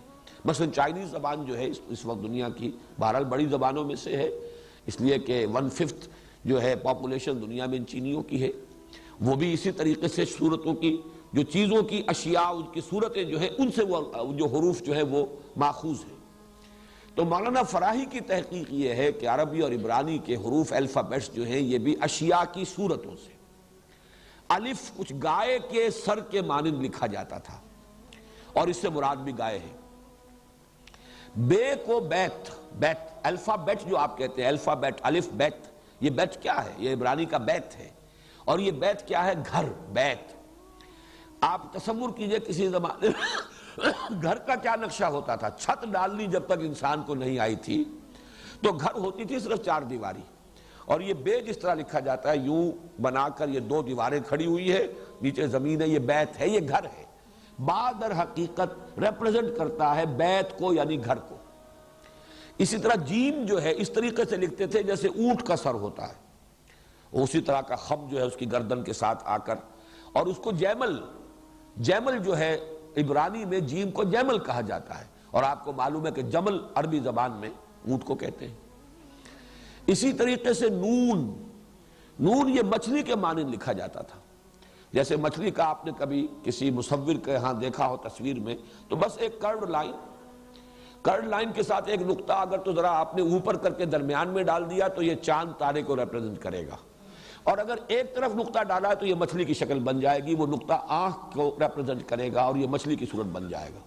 اور یہ قرآن سے ثابت ہے، نون کا لفظ جو ہے مچھلی کے معنی میں قرآن میں آیا ہے۔ وَظَنُّونِ إِذْ ذَهَبَ مُغَاضِبًا، اور حضرت یونس علیہ السلام جس کو کہ اللہ کے حکم سے مچھلی نے نگل لیا تھا اور مچھلی کے پیٹ میں وہ رہے ہیں ایک طرح سے قیدی، اللہ تعالیٰ کے قیدی، پھر مچھلی نے اگلا ہے انہیں، تو یہ مچھلی والے، اور صاحب الحوت کہا گیا ہے سورہ نون میں۔ سورہ نون کے آخر میں حضرت یونس علیہ السلام کا ذکر آ رہا ہے صاحب الحوت، فاصبر لحکم ربک ولا تکن کصاحب الحوت اذ نادی وہو مکظوم، اور صاحب الحوت مچھلی والا، اور سورت شروع ہو رہی ہے نون والقلم وما یسطرون، گویا کہ مناسبت ہے، آخر میں صاحب الحوت ذو النون کا ذکر ہو رہا ہے اور نون سے سورت شروع ہوئی ہے۔ اسی طرح مولانا فرائی کا کہنا ہے کہ توئے جو لکھتے تھے یہ عبرانی زبان میں، تا جو ہے یہ سانپ کو ریپرزنٹ کرتی ہے، توئے، تا جسے ہم کہیں گے عربی کے اعتبار سے، اردو میں توئے کہتے ہیں۔ جیسے کوبرا کبھی آپ نے دیکھا ہو، اس نے پھن اٹھایا ہوا ہو تو ایک اس کا دھڑ کا حصہ جو ہے اٹھا ہوا ہے، اوپر پھن ہے اور نیچے کنڈلی ہے، تو تا جو ہے در حقیقت وہ ایک طریقے سے ریپرزنٹ کرتا ہے سانپ کو۔ اور یہ بھی بات ہے صحیح، جن صورتوں میں حضرت موسیٰ علیہ السلام کے حالات جو ہیں خصوصاً ذکر کیے گئے ہیں، ان میں شروع میں جو حروف آئے ہیں وہ تا کے ساتھ ہیں، تا تو تقریباً جو اس کے 5 رکوع ہیں وہ حضرت موسیٰ علیہ السلام کے حالات پر ہے، اور ان کا سب سے بڑا معجزہ یہی تھا کہ ان کی لاٹھی جو ہے وہ سانپ کی شکل اختیار کر لیتی تھی۔ تو یہ ایک مناسبت سی نظر آ رہی ہے اس کے اندر۔ تو یہ مختلف چیزیں ایسی ہیں کہ جو انہوں نے، میم وہ کہتے ہیں کہ پانی کی لہر، میم جیسے لکھی جاتی ہے، وہ میم پڑی میم، ایک تو وہ نیچے کھڑی میم جو ہوتی ہے اس کا نیچے آپ لے جاتے ہیں ڈنڈا، لیکن عام طور پر میم جو ہے عربی زبان کی وہ پڑی میم جو ہے ایک طرف کنڈی سی ہے اور دوسری طرف وہ اس کا وہ بازو تقریباً ہاریزونٹل جو جاتا ہے، یہ سمندر کی لہر کے مانند۔ اس میں بھی وہ صورتیں کہ جن میں حضرت موسیٰ علیہ السلام کے عصا سے سمندر کا پھٹ جانا جو ہے اس کا تذکرہ ہے، اس کے شروع میں الف لام میم تا سین میم، ان صورتوں میں میم کا جو ہے حرف آیا ہے۔ تو یہ بھی میں سمجھتا ہوں کہ ایک درجے میں دلچسپی کی بات ہے، ایک مناسبت بعض حروف میں تو یقیناً نظر آ رہی ہے، نون کی سورہ نون کے ساتھ مناسبت، تا کی تا ہا تا سین میم کے ساتھ مناسبت، یہ کافی سمجھ میں آنے والی باتیں ہیں، لیکن اس پر بھی تمام چیزیں جو ہیں وہ ایکسپلین نہیں کی جا سکتی، اسے بھی قاعدہ کلیہ جو ہے پوری بات اس کے اندر نہیں سمجھی جا سکتی۔ تیسری بات جس کا میں اشارہ کرنا چاہتا ہوں، میں نے عرض بھی کیا تھا، یہ موسٹ ریسنٹ واقعہ ہوا کہ 19 کے عدد کے حوالے سے ایک شخص نے، ڈاکٹر رشاد خلیفہ امریکہ میں ہوتے تھے، یہ اب فوت ہو چکا ہے اور مرتد ہو کر فوت ہوا ہے، ویسے بھی پہلے بھی لوگوں کو دھوکہ ہوا، ورنہ وہ شخص مسلمان نہیں تھا، بہائی تھا، اور اس نے 19 کے ہندسے سے قرآن کے ایک سائنٹیفک ثبوت کے طور پر اس کو پیش کیا کہ اس کا ایک میتھمیٹیکل نظام ہے، اور کمپیوٹر نے ثابت کر دیا ہے قرآن کا کلام اللہ ہونا، اور یہ چیزیں ایسی ہیں کہ جو عام مسلمانوں کی دلچسپی کی ہوتی ہیں، تو بڑی جنگل کی آگ کی طرح وہ بات پھیلی تھی، نیک دل لوگوں نے اس کے اپنے طور پر چھپوا کر وہ تقسیم کیے، حالانکہ قرآن مجید کے لیے اس قسم کے ثبوت جو ہے وہ اہمیت کے حامل نہیں ہے۔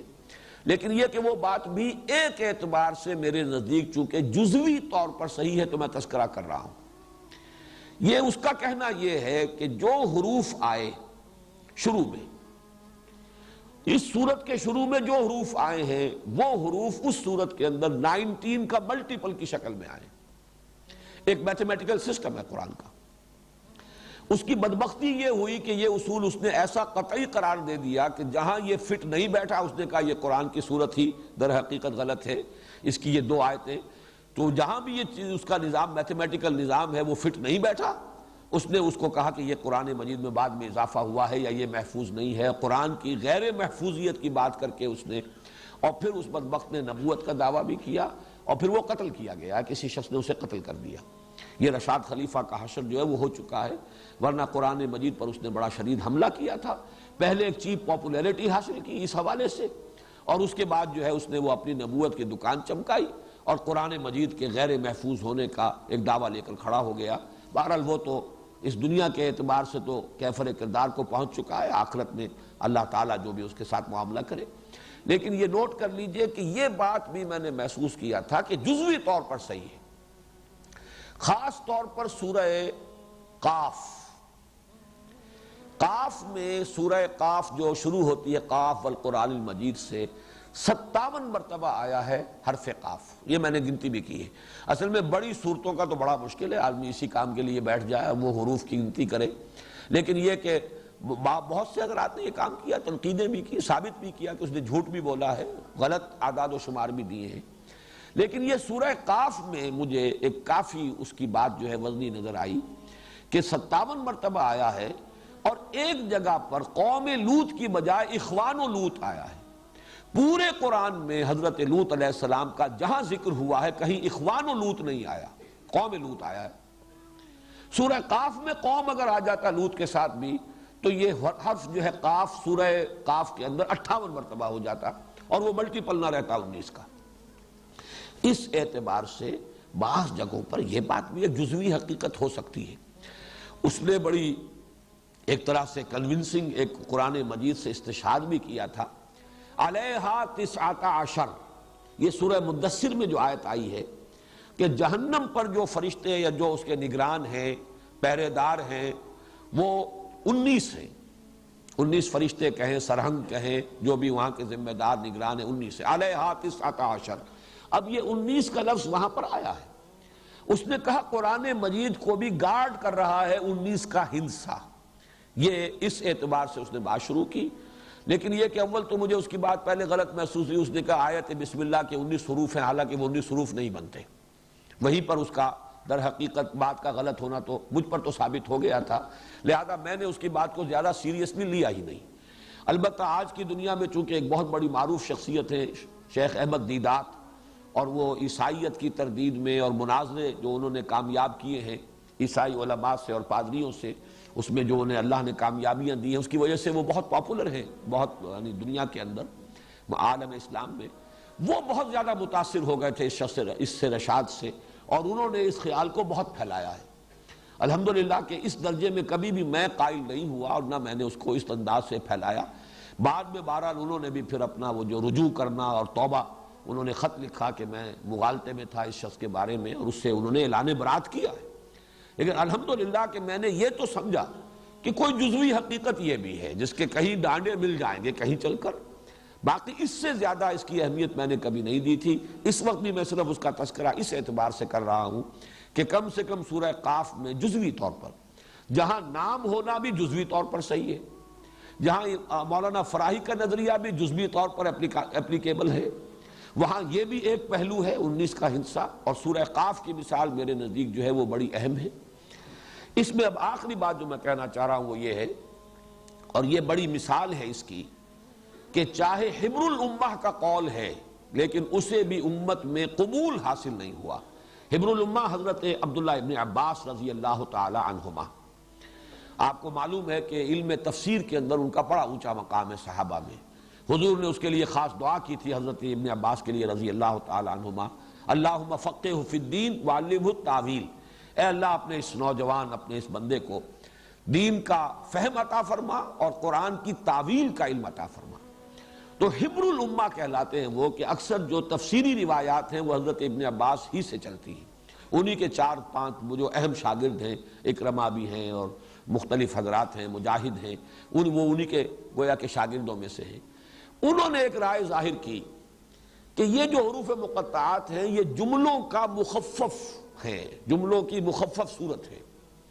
الف لام میم سے مراد ہے انا اللہ ارا، الف لام میم، انا کا الف، حالانکہ وہاں حمزہ ہے الف نہیں ہے، انا کا پہلا حرف، اللہ کا درمیانی حرف لام، اور ارا الف لام میم، انا اللہ اعلم، اعلموں کا آخری حرف میم، تو انا اللہ اعلم، میں اللہ ہی سب سے بڑھ کر جاننے والا ہوں، یہ جملہ ہوا۔ اس کا پہلے لفظ کا پہلا حرف، درمیانی لفظ کا درمیانی حرف، آخری لفظ کا آخری حرف، الف لام میم بن گیا۔ الف لام را سے مراد ہے اللہ ارا۔ اب یہ بھی ان کا اپنا ایک خیال ہے، تو میں اس کو اس لیے دلیل کے طور پر لا رہا ہوں کہ ہمارے مفسرین نے اسے قبول نہیں کیا۔ اگر یہ ہوتا کہ حضور نے فرمایا ہوتا تو سر تسلیم خم، گردنیں گرانی ہے، بات ماننی ہے، لیکن یہ کہ ذاتی خیال، چونکہ یہ مرفوع قول نہیں ہے، حضرت عبداللہ ابن عباس رضی اللہ تعالی عنہما کا ذاتی خیال ہے، لہذا اسے مفسرین نے صرف ذکر کر دیا ہے علمی ایک دلچسپی کے انداز میں۔ باقی یہ کہ اس قول کو بھی خواہ وہ حبر الامہ کا قول ہے، اسے بھی قبول حاصل نہیں ہوا امت میں۔ میں سمجھتا ہوں یہ ایک اچھی سائن ہے امت کے اندر کہ جہاں تک تو حضور کا فرمان ہے اس پر چون و چرا نہ ہو، جب ثابت ہو جائے کہ حضور نے فرمایا۔ باقی جس کا قول بھی کوئی ہے اس کے اوپر ظاہر بات ہے کہ آپ دلیل سے اسے قبول کریں یا دلیل سے اسے رد کر دیں۔ بس حروف مقطعات کے بارے میں اسی قدر عرض کرنا تھا. اب کل انشاءاللہ تعالی اب سورہ بقرہ کا ہم سلسلے وار مطالعہ کریں گے. حروف مقطعات کے بارے میں یہ ساری باتیں میں نے اس لیے نوٹ کرا دی ہیں کہ آئندہ بھی درس کے دوران جب یہ حروف آئیں گے تو مجھے پھر کبھی ان چیزوں کو ریپیٹ کرنے کی ضرورت نہیں ہوگی. بارک اللہ لی ولکم فی القرآن العظیم.